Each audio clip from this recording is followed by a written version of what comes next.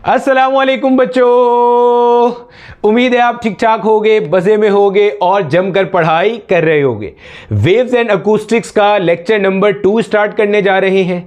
आज के लेक्चर में हमने पढ़ना है equation of progressive harmonic wave या सिंपल हार्मोनिक वेव की क्या इक्वेशन है, उसकी डेरिवेशन देखेंगे, उसके कॉन्सेप्ट देखेंगे, पूरा पोस्टमार्टम करेंगे और उससे रिलेटेड हमारे पास पेपर्स में जो अच्छे अच्छे क्वेश्चंस आए हुए हैं, चाहे वो बोर्ड लेवल पे हो, चाहे वो ई कैट या एमडी कैट लेवल पे हो, वो सारे के सारे यहां पे डिस्कस करेंगे। ठीक है, हेडिंग लगा लो अपने पास, equation of progressive harmonic wave. थोड़ा सा पार्ट में आपको लेक्चर नंबर 1 का रिवाइज करा देता हूं, वरना आपको आगे समझने में दुश्वारी होगी। देखो भैया, हमने वेव का कॉन्सेप्ट डिस्कस किया था लेक्चर नंबर 1 में और अपनी बेसिक बिल्ड की थी तगड़े तरीके से। वेव्स क्या होती हैं? कोई भी डिस्टर्बेंस जो प्रोपेगेट करती हुई जाती है किसी मीडियम में, disturbance in a medium that propagates, travelling disturbance, इसको हम क्या कहते हैं? वेव कहते हैं। सर आसान भाषा में बताएं, आसान भाषा में समझो। ये सामने एक दीवार है, इस दीवार के ऊपर मैंने एक रस्सा बांधा और रस्से का एक सिरा मेरे हाथ में, दूसरा सिरा दीवार से बंधा हुआ है। यानी अगर मैं आपको शो करूंगा तो ये सपोज कर लो मैं खड़ा हूं, एक सिरा रस्से का मेरे हाथ में है और दूसरा सिरा ये वहां पे बंधा हुआ है। अगर मैं इस रस्से को एक झटका देता हूं, एक जर्क देता हूं, तो अल्टीमेटली सिचुएशन कुछ ऐसी हो जाएगी। आप नोट करो, यहां पे एक जर्क क्रिएट होगा और ये जर्क मूव करेगा दूसरे एंड की तरफ, करके देख लेना। ऐसे झटका दूंगा तो ये जो बल्ज क्रिएट हुआ या ये जो बम्प क्रिएट हुआ, ये आहिस्ता आहिस्ता कहां जाएगा? दूसरे एंड की तरफ जा रहा होगा। अच्छा, जब दूसरे एंड की तरफ जाएगा तो थोड़ा सा आगे जाके ये सूरत हाल कुछ ऐसी हो जाएगी। ठीक है, अभी भी आगे जा रहे हैं तो जनाब ये सूरत हाल कुछ ऐसी हो गई। अब ठीक है, अब जरा इतनी हिस्से से हम बात समझ लेते हैं। देखो, अब मुझे ये बात पता है, ये जो रस्सा था ये बहुत सारे छोटे छोटे छोटे डिफरेंट पार्टिकल से मिलके बना है और जब तक मैंने इसके साथ कोई मस्ती नहीं की थी, ये सारे के सारे पार्टिकल्स रेस्ट में थे, अपनी इक्विलिब्रियम पोजीशन पर थे, मीन पोजीशन पर थे। जैसे ही मैंने झटका दिया तो अभी जहां पे बम्प है, यहां के पार्टिकल देखो अपनी मीन पोजीशन से कहां चले गए? ऊपर चले गए। जबकि बाकी पार्टिकल जहां पर बम्प अभी नहीं पहुंचा, ये लोग अभी भी इक्विलिब्रियम पर हैं। अब जब आपके पास ये बम्प आगे चला गया तो ये पार्टिकल जो पहले मीन से ऊपर चले गए थे, ये वापस क्या हो गए जनाबे वाला? अपनी जगह पर आ गए, जबकि आगे के पार्टिकल्स अपनी जगह से कुछ ऊपर चले गए। तो देखो, आपको एक बात नजर आ रही है क्या? ये वो डिस्टर्बेंस है जो बेसिकली मैंने मीडियम में प्रोड्यूस करी है। सर मीडियम कौन सा? अरे भैया, ये जो रस्सा है, स्ट्रिंग है, ये मीडियम है जिसमें मैंने ये डिस्टर्बेंस क्रिएट करी जर्क देकर। तो ये जो डिस्टर्बेंस है ये ऐसे प्रोपेगेट करती हुई जा रही है। देखो गौर से देखो, डिस्टर्बेंस ऐसे मूव करती हुई जा रही है। पहले डिस्टर्बेंस यहां थी, फिर आगे गई, फिर और आगे गई। तो ये है wave, disturbance in a medium that propagates. इस डिस्टर्बेंस की प्रोपेगेशन से हो क्या रहा है? ये डिस्टर्बेंस जहां पर है वहां पर मीडियम के पार्टिकल्स को ऑसिलेट करा रही है। जब डिस्टर्बेंस यहां पर थी तो पार्टिकल्स ऑसिलेट कर रहे थे अपनी जगह से, to and fro motion. Disturbance आगे गई तो ये वाले पार्टिकल ऑसिलेट कर रहे, और आगे गई तो ये वाले पार्टिकल ऑसिलेट कर रहे। तो रिवाइज करो, वेव का कॉन्सेप्ट क्या था? Disturbance in a medium that propagates. Wave करती क्या है? एनर्जी या मोमेंटम को ट्रांसफर करती है। अगर यहां पे दीवार ना हो, मिसाल के तौर पे फील कराने के लिए बता रहा हूं, एक बंदे ने हाथ में पकड़ा हुआ है, तो जब ये जर्क उसके हाथ तक पहुंचेगा बम्प, तो उसका हाथ भी ऐसे करके होगा। तो उसके हाथ को ऐसे करने के लिए तो एनर्जी चाहिए थी। वो एनर्जी कहां से आई? जो ये डिस्टर्बेंस अपने साथ लेकर आया। तो वेव क्या करता है? एनर्जी को प्रोपेगेट कराता है, मोमेंटम को प्रोपेगेट कराता है।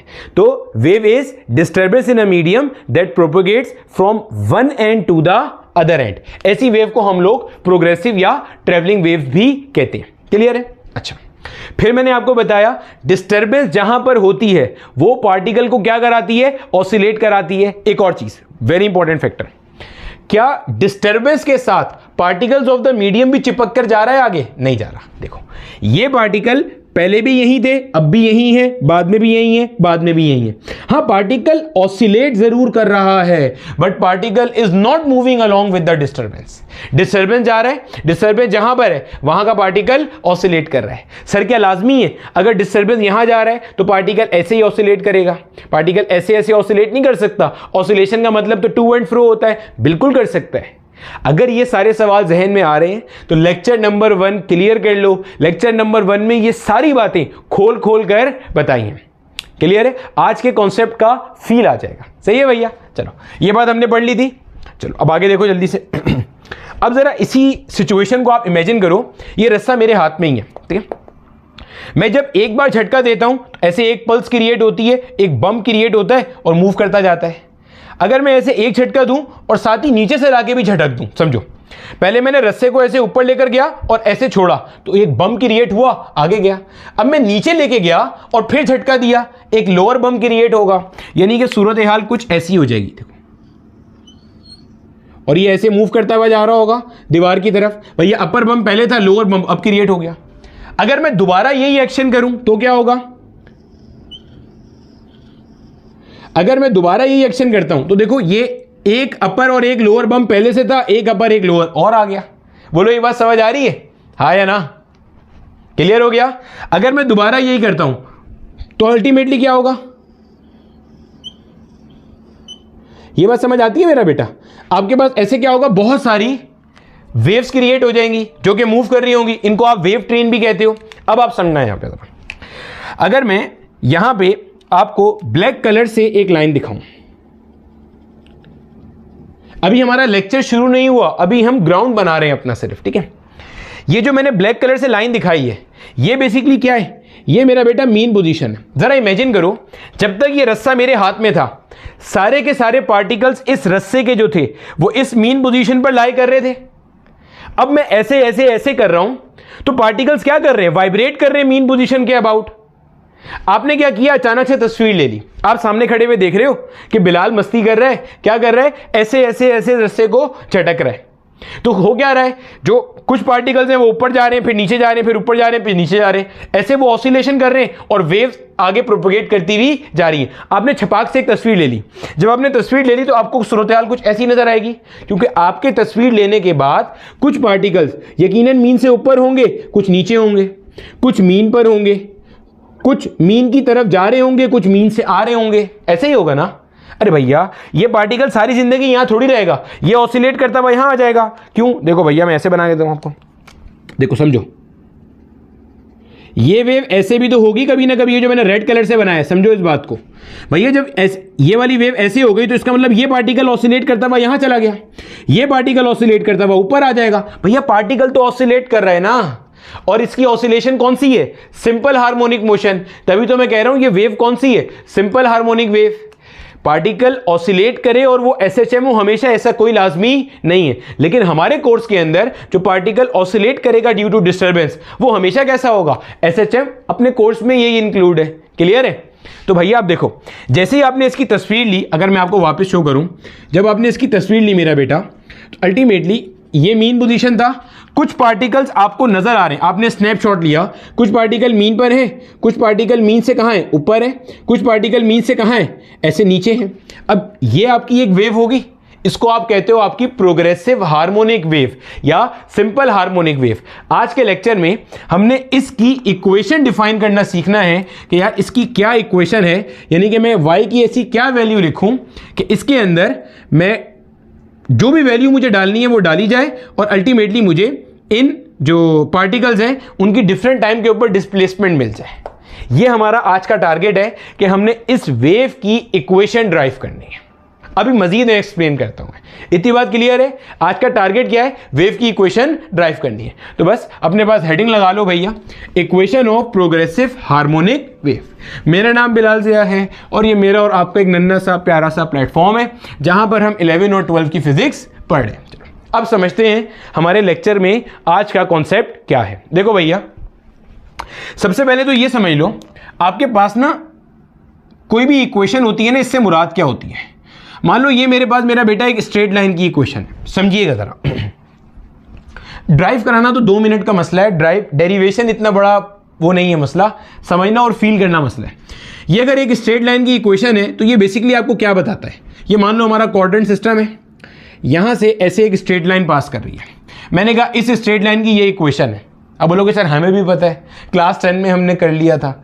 कमाल की बात बताएं, देखो समझो, देखो कमाल की बात यह है कि इक्वेशन बेसिकली बताती क्या है।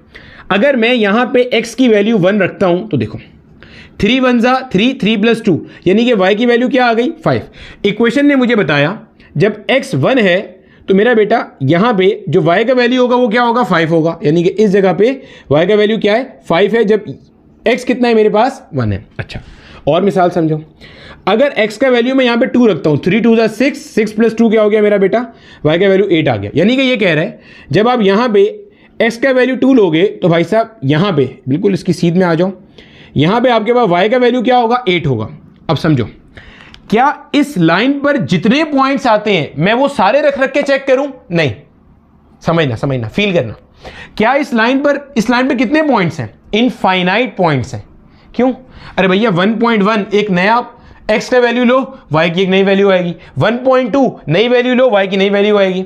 तो गोया इस लाइन पर जितने पॉइंट्स हैं उन सारे पॉइंट्स को ये क्वेश्चन सेटिस्फाई करेगी। गोया कि अगर आप x कोऑर्डिनेट दोगे तो आपको y कोऑर्डिनेट मिल जाएगा, भले वो इस लाइन पर कितना आगे या कितना पीछे लाई कर रहा हो। ये मतलब है इक्वेशन का। फिर सुनो, इक्वेशन का मतलब क्या है कि भैया आपने यहां पे कहा कि ये जो y है, this y is a function of x।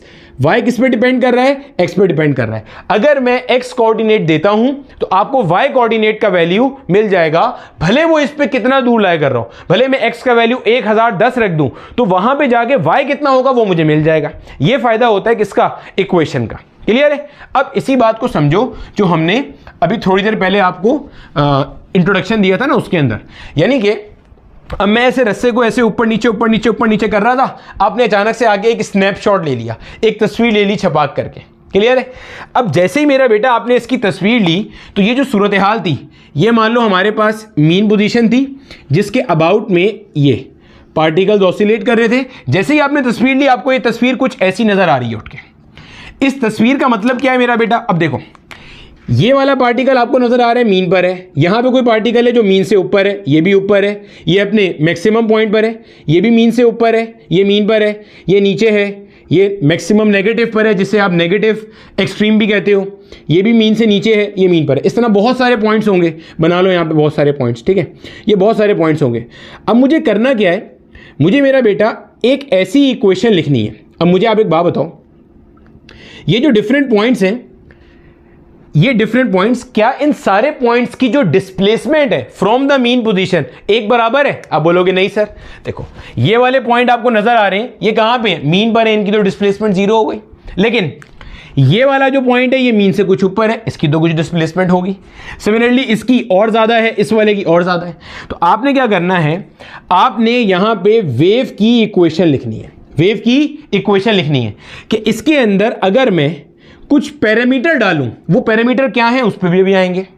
अगर मैं इसको कुछ पैरामीटर दूं इनपुट के तौर पे, जैसे वो जो मैंने ऊपर आपको स्ट्रेट लाइन की इक्वेशन लिख के दिखाई थी, y = 3x + 2, इसको मैं x दिया करता था तो ये मुझे y बता दिया करता था और मेरा पूरा पॉइंट डिफाइन हो जाता था कि ग्राफ में वो पॉइंट कहां पर लाए कर रहा है। तो अब अगर मुझे इस पार्टिकल को डिफाइन करना है तो मैं इसे कुछ पैरामीटर दूंगा, मेरे पास यहां पे एक इक्वेशन होगी और इससे निकल के आ जाएगा कि ये पार्टिकल कहां पर है। बोलो कॉन्सेप्ट का फील आ रहा है? हमने करना क्या है? प्रोग्रेसिव हार्मोनिक वेव की इक्वेशन डिफाइन करनी है। वो इक्वेशन करेगी क्या? आप उसे कुछ पैरामीटर दोगे एज एन इनपुट और वो उसके बदले में आपको बताएगा ये पार्टिकल इस वेव पर कहां लाई कर रहा है, गोया कि उसकी डिस्प्लेसमेंट क्या है, प्लस है, माइनस है, किधर है, वो बता देगा आपको।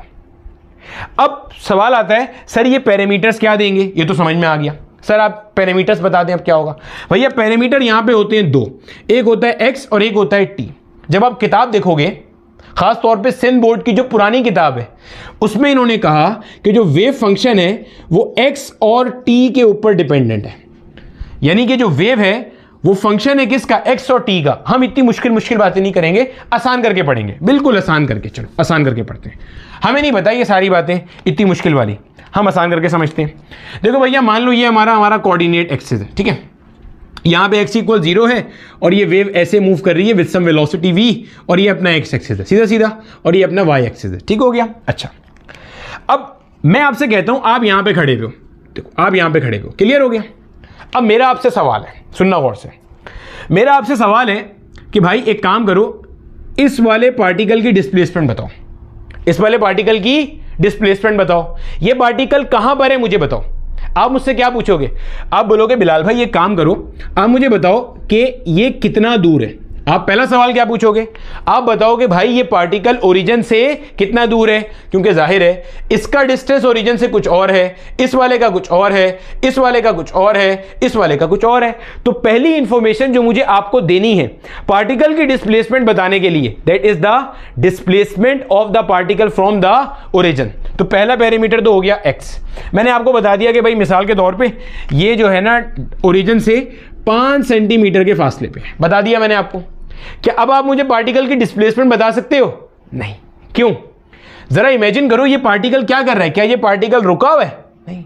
अबे ये तो टू एंड फ्रो मोशन कर रहा है, ये तो क्या कर रहा है, टू एंड फ्रो मोशन।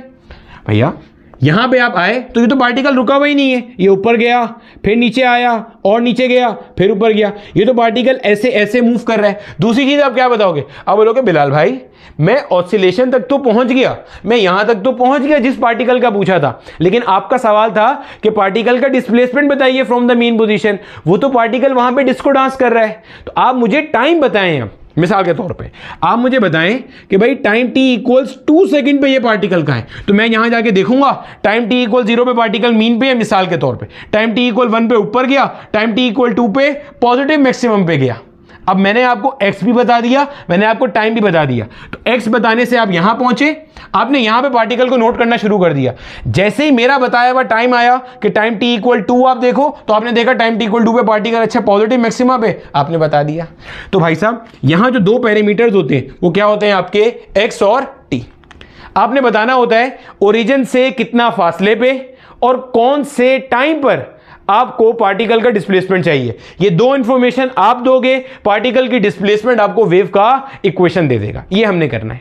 अब ये जो आपके पास वेव की इक्वेशन हम निकालेंगे, इसको मेरा बेटा जब आप पढ़ोगे तो ये ऐसे लिखा मिलता है function of x and t। तो इसका मतलब आसान भाषा में वही है जो मैंने अभी आपको उर्दू ज़बान में बताया कि जो वेव इक्वेशन है वो फंक्शन है दो वेरिएबल्स का या दो पैरामीटर्स का, x और t। x क्या, एक्स एक्सिस पे कितना चले और चल के पहुंच गए। अब टाइम क्यों चाहिए, क्योंकि पार्टिकल रुका हुआ नहीं है, पार्टिकल मुसलसल क्या कर रहा है, ऑसिलेशन करता चला जा रहा है। अब ये आपने काम करना है, ठीक है। अब ये हमारा टारगेट है। अब इसकी मेरा बेटा हमने क्या करनी है, सिंपल सी डेरिवेशन देखनी है, कोई मुश्किल नहीं है, कोई रॉकेट साइंस नहीं है।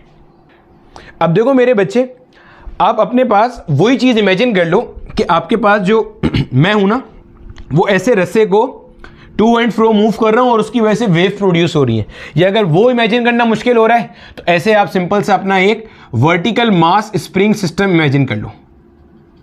ये मान लो मेरा बेटा हमारे पास एक वर्टिकल मास स्प्रिंग सिस्टम है और यहां पे हमारे पास इसके साथ एक अदद बंदी हुई है ये रस्सी, ठीक है। ये एक बंदी हुई है रस्सी और यहां पे दूसरा एंड कनेक्ट हुआ है दीवार के साथ। अब देखो सोचो जरा बच्चे, अगर मैं इस भाई साहब को ऐसे नीचे लेके जाता हूं और छोड़ देता हूं तो ये ऐसे टू एंड फ्रो मोशन करेगा। Yes sir. क्या इसका मोशन सिंपल हार्मोनिक मोशन होगा? Yes sir. जब सिंपल हार्मोनिक मोशन होगा तो यहां पे ऐसे वेव्स भी क्रिएट होंगी, ऐसे ही है ना भाई, ऐसे ट्रेवलिंग वेव्स भी क्रिएट हो रही होंगी आपके पास। क्लियर हो गया? अब मुझे वही काम करना है, इस वेव की इक्वेशन को डिफाइन करना है। ठीक हो गया? अब देखो यहां पे मान लो आपके पास एक कोई पार्टिकल है, उसका नाम मैंने ओ रख दिया। ओ पार्टिकल कहां पे है? ओरिजिन पे है। ओरिजिन कहां है? जहां पे आपकी सोर्स ऑफ डिस्टर्बेंस कनेक्ट हुई हुई है, जो कि ऑसिलेट कर रही है, जिसकी वजह से ये वेव क्या कर रही है? प्रोपेगेट कर रही है। क्लियर? अच्छा, अब करना क्या है, मुझे इसकी डिस्प्लेसमेंट की मेरा बेटा इक्वेशन लिखनी है। ये बात आपने अपने जहन में रखनी है। अब मुझे एक बात बताओ, अगर मैं आपसे पूछता हूं ये जो पार्टिकल ओ पॉइंट पे ऑसिलेट कर रहा है, इसकी अगर मैं आपको बोलता हूं कि यार इक्वेशन लिख के बताओ, तो इसकी इक्वेशन लिखना तो आसान है। क्यों सर? अरे भैया देखो, ये पॉइंट ओ पे जो पार्टिकल ऑसिलेट कर रहा है वो इसकी वजह से कर रहा है। अरे भाई सोच के देखो भाई, ये ओ पॉइंट किसके साथ जुड़ा हुआ है? वर्टिकल मास स्प्रिंग सिस्टम के साथ जुड़ा हुआ है। तो जब ये ऊपर नीचे ऑसिलेट करेगा तो ये ओ पॉइंट भी ऊपर नीचे क्या करेगा? ऑसिलेट करेगा। तो अगर मुझे इस पॉइंट की इक्वेशन लिखनी है तो मुझे पता है इसकी तो मेरे पास सिंपल सी इक्वेशन कौन सी होगी? एसएचएम वाली होगी, जो हमने पढ़ी हुई है अपने पास equation, x not sine omega t plus five. ये इक्वेशन मेरा बेटा हमने सारी सिंपल हार्मोनिक मोशन में पढ़ी थी। X is equal to x not sine omega t plus five. X not क्या है? Amplitude, this is amplitude. ठीक है, एम्पलीट्यूड क्या है? मीन से मैक्सिमम फासला एक्सट्रीम तक का, चाहे अब पॉजिटिव एक्सट्रीम हो चाहे नेगेटिव एक्सट्रीम हो। ओमेगा क्या है? Angular frequency of oscillator. और टी क्या है, किसी भी टाइम इंस्टेंट की, फाई क्या है, इनिशियल फेज एंगल। क्लियर हो गया। ये सर वाई नॉट क्या लिखा हुआ है, वाई नॉट भी डिफाइन कर दें। वाई नॉट से मुराद है displacement of particle at point O, displacement of particle at point O. ये ओ है, इस पॉइंट को शो कर रहा है, और ये डिस्प्लेसमेंट ऑफ द पार्टिकल है। इससे परेशान नहीं होना कि एसएचएम के अंदर हमने यहाँ पे एक्स लिखा हुआ था, ओ भाई एक्स इसलिए था कि वो नॉर्मली हम एक्स एक्सिस पे लिया करते थे, अब ये किस पे ऑसिलेट कर रहा है, वाई पे, तो इसलिए वहाँ पे वाई ले लिया, क्या फर्क पड़ता है। ठीक है, अब ये तो मेरा बेटा आपके पास आ गया पॉइंट ओ का, लेकिन हमें पॉइंट ओ का तो नहीं चाहिए, हमें तो वेव इक्वेशन चाहिए। वेव इक्वेशन है क्या, फिर रिवाइज करो। एक ऐसी जर्नल एक्सप्रेशन जो in terms of x and T आएगी, जैसे ही उसे आप एक्स और टी दोगे तो पूरी वेव में किसी भी पार्टिकल का वो क्या बता देगा, डिस्प्लेसमेंट बता देगा। अब ये तो आपको किसी भी पार्टिकल का नहीं बता रहा, सोचो क्यों क्यों क्यों। ये जर्नल एक्सप्रेशन, इसको आप वेव की एक्सप्रेशन क्यों नहीं कह सकते, क्योंकि भाई ये सिर्फ और सिर्फ आपको डिस्प्लेसमेंट बता रहा है किसकी, उस पार्टिकल की जो कहां पे, ओरिजिन पर है। अगर मिसाल के तौर पे मैंने आपको बोलना हो कि यार यहां पे एक कोई पार्टिकल है पी, इस पार्टिकल की डिस्प्लेसमेंट आप मुझे इससे निकाल के बताओ, तो आप नहीं बता सकते। क्यों, ये पार्टिकल यहां से कुछ फासले के ऊपर है, मान लो ये डिस्टेंस आपका x है, इसमें तो कोई जगह ही नहीं है जहां आप x पुट करोगे, ये एम्पलीट्यूड है, x नहीं है, ध्यान में रखिएगा।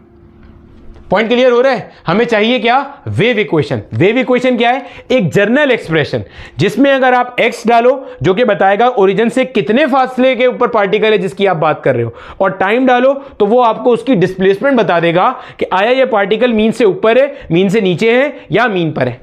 क्लियर है। अब अगर मान लो मैंने यहां पर एक पार्टिकल p कंसीडर कर लिया, अगर मैं किसी तरह से, सोच के देखो, अगर मैं किसी तरह से इस पार्टिकल p की डिस्प्लेसमेंट की एक्सप्रेशन लिख दूं तो वही वेव की इक्वेशन होगी, क्योंकि ये पार्टिकल ओरिजिन पे तो नहीं है, ये पार्टिकल तो कुछ डिस्टेंस x पर मौजूद है। तो अगर मैं इसकी इक्वेशन लिखने में कामयाब हो जाऊं तो गोया मेरे पास वेव की इक्वेशन आ जाएगी, क्योंकि इसकी इक्वेशन तक आने के लिए मुझे x भी देना पड़ेगा और t भी देना पड़ेगा। तो अगर मैं किसी तरह पार्टिकल p की डिस्प्लेसमेंट की इक्वेशन लिख दूं तो गोया वो मेरी वेव इक्वेशन बन जाएगी। और ये मैंने बता दिया, पार्टिकल जो O पॉइंट पे ऑसिलेट कर रहा है, इसकी ये एक्सप्रेशन है क्योंकि वो सिंपल हार्मोनिक मोशन कर रहा है, लेकिन इसकी ये जो एक्सप्रेशन है ये जर्नल वेव इक्वेशन नहीं है। पूछो क्यों, इसलिए कि भैया ये सिर्फ ओरिजिन के ऊपर जहां आपकी सोर्स ऑफ डिस्टर्बेंस है, ये सिर्फ उसकी ऑसिलेशन को शो कर रहा है। आगे जाओगे तो उसके अंदर x का पैरामीटर कहां है इसमें, क्लियर है, x और t दोनों आने चाहिए, तभी तो आपका मसला हल होगा। क्लियर।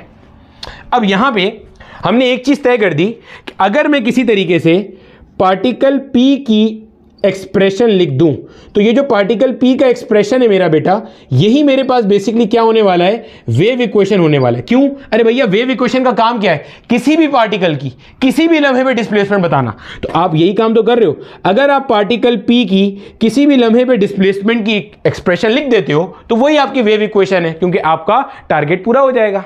अच्छा, अब सुनो, इससे एक और एग्जाम्पल पे आ जाओ, पहले जरा उस एग्जाम्पल पे करते हैं। देखो समझो मेरा बेटा, ये मेरे पास रस्सी थी।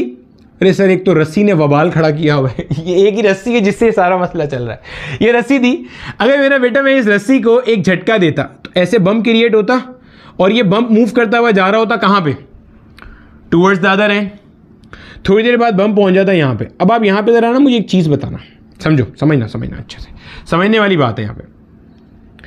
जितने अच्छे से ये समझ लोगे ये डेरिवेशन उतने अच्छे से समझ में आ जाएगी। देखो, ये बम्प आपके पास पहले यहां पे था, ये दूसरा बम्प नहीं है, ये कोई खुदा ना खास्ता मैंने दूसरा बम्प नहीं बनाया, ये सिर्फ समझाने के लिए बता रहा हूं कि भाई साहब ये जो बम्प था आपके पास, यही बम्प आपका आगे मूव करता हुआ गया ना। बोलो भाई हाँ या ना। ये देखो वापस इसको मुकम्मल कर दूं पहले जरा। देखो ये बम्प पहले यहां था और ये बम्प मूव करता हुआ यहां चला गया। बोलो हाँ या ना। अच्छा मुझे एक बात बताओ, जब आपने ऑब्जर्व किया, मान लो यहां पे आपका बम्प पहुंचा, टाइम t इक्वल 3 सेकेंड है, आपने टाइम देखा, आपकी वेव शुरू हुई थी मान लो टाइम t इक्वल 0 पे, टाइम t इक्वल 0 पे, और यहां पे आपका बम्प था टाइम t इक्वल्स 1 सेकेंड पे। यहां पे आपका बम्प था, ये बम्प था टाइम t इक्वल 1 पे, और टाइम t इक्वल 3 पे वो यहां पहुंच गया। अगर मैं आपसे पूछता हूं कि बताओ ये वाला फासला कवर करने में इस डिस्टर्बेंस ने या इस वेव ने या पल्स ने या बम्प ने कितना टाइम लिया, तो आप बोलोगे सर दोनों को माइनस कर दें, टाइम कितना लिया, 2 सेकेंड। फिर सुनो, फिर समझो, देखो आहिस्ता आहिस्ता, कोई जल्दी नहीं है, अपना कॉन्सेप्ट पूरा बना के जाएंगे। देखो ये जब मैंने जर्क दिया तो ये बम पहले यहां क्रिएट हुआ होगा, यहां से फिर यहां पे आया, जब यहां पे आया मैंने टाइम नोट किया, टाइम t इक्वल्स 1 सेकेंड, आगे मूव करता हुआ गया, यहां पे आया टाइम t इक्वल 3 सेकेंड। मैं पूछ रहा हूं यहां पे आया टाइम t इक्वल 3 सेकेंड था और जब यहां पे था तो टाइम t इक्वल 1 था, तो ये फासला कितनी देर में कवर हुआ? 2 सेकेंड में। अब इसको अगर मैं ऐसे कर देता, समझो, अगर मैं आपको कहूं बम को यहां से यहां तक आने में लगे 2 सेकेंड, सोचो बम को यहां से यहां तक आने में लगे 2 सेकेंड और जब यहां पे आया तो टाइम था 3 सेकेंड, तो क्या यहां का टाइम बता सकते हो? हाँ सर, यहां 3 सेकेंड में आया, यहां का टाइम लगा 2 सेकेंड, तो 3 में से 2 माइनस कर देंगे, हमें पता चल जाएगा कि यहां पे आपका बम था 1 सेकेंड में। क्लियर है? टाइम t इक्वल 1 पे यहां था, सेट हो गया। एक और बात देखो, इस डिस्टर्बेंस का खासा क्या है, देखो जरा खासा, जब डिस्टर्बेंस यहां पर थी, देखो जब डिस्टर्बेंस यहां पे थी तो ये पार्टिकल को ऐसे ऑसिलेट करा के ऊपर ले गई, जब यही डिस्टर्बेंस पहले यहां थी तब भी पार्टिकल वहीं पे था। हाँ या ना? डिस्टर्बेंस का काम क्या होता है? पार्टिकल को ऑसिलेट कराना, पार्टिकल को वाइब्रेट कराना। जब डिस्टर्बेंस यहां पे आई तो पार्टिकल मीन से ऊपर चला गया, जब डिस्टर्बेंस यहां पे थी तब भी पार्टिकल मीन से ऊपर था। गोया डिस्टर्बेंस जो काम यहां कर रही है कुछ देर पहले वो यही काम यहां कर चुकी है। हाँ या ना? सोचो, डिस्टर्बेंस जो काम यहां कर रही है कुछ देर पहले डिस्टर्बेंस वही काम यहां पर कर चुकी है। अब जरा यहां पे आ जाओ वापस, यहां पे जल्दी से मैं समराइज कर दूं वापस हम कर क्या रहे हैं, फिर सुनो फिर समझो, कोई जल्दी नहीं है, आहिस्ता आहिस्ता। हमारे पास एक रस्सा है, उस रस्से के एंड पे हम खुद भी ऐसे ऐसे कर सकते थे, लेकिन हमारा करना होना चाहिए था सिंपल हार्मोनिक मोशन। क्यों भैया? रस्से को ऐसे ऐसे जब झटकूंगा, अगर वो सिंपल हार्मोनिक मोशन नहीं हुआ तो हमारे कोर्स से बाहर हो जाएगा। तो पार्टिकल ऑसिलेट करे एसएचएम के अंदर, इसलिए मैंने यहां पे एक वर्टिकल मास स्प्रिंग सिस्टम लगा लिया और क्या किया, उसके साथ रस्सा बांध दिया। अब जैसे ही मैं इसको नीचे लेके गया और छोड़ा तो ये भाई साहब ऐसे ऑसिलेट कर रहे हैं, इसकी ऑसिलेशन की वजह से यहां पे वेव प्रोड्यूस हो रही है जो कि आगे मूव कर रही है।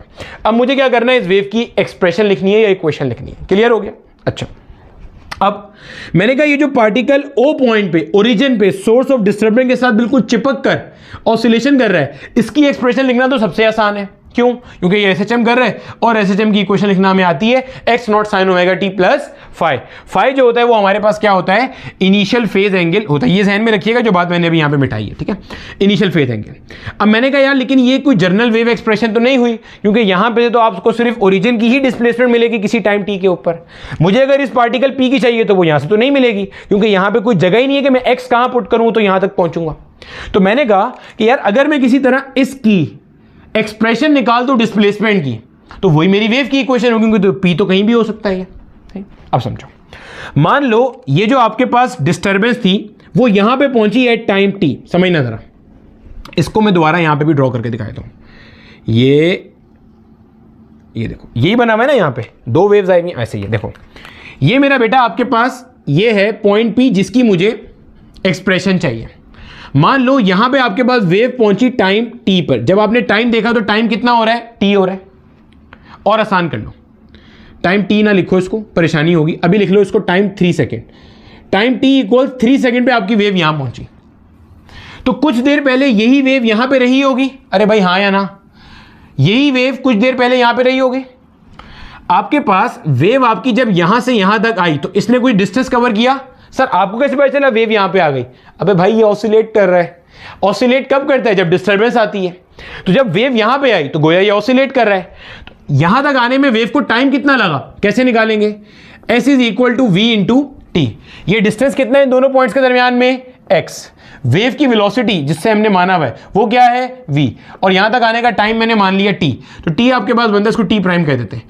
t प्राइम कितना बन रहा है? x upon v। समझिएगा जरा, अगर मैं कहता हूं यहां पे मेरी वेव आई 3 सेकेंड में और ये पूरा डिस्टेंस कवर करने में से टाइम लगा x अपॉन वी, तो इसका मतलब 3 माइनस एक्स अपॉन वी पे मेरी वेव यहां थी। बोलो ये बात समझ आई है?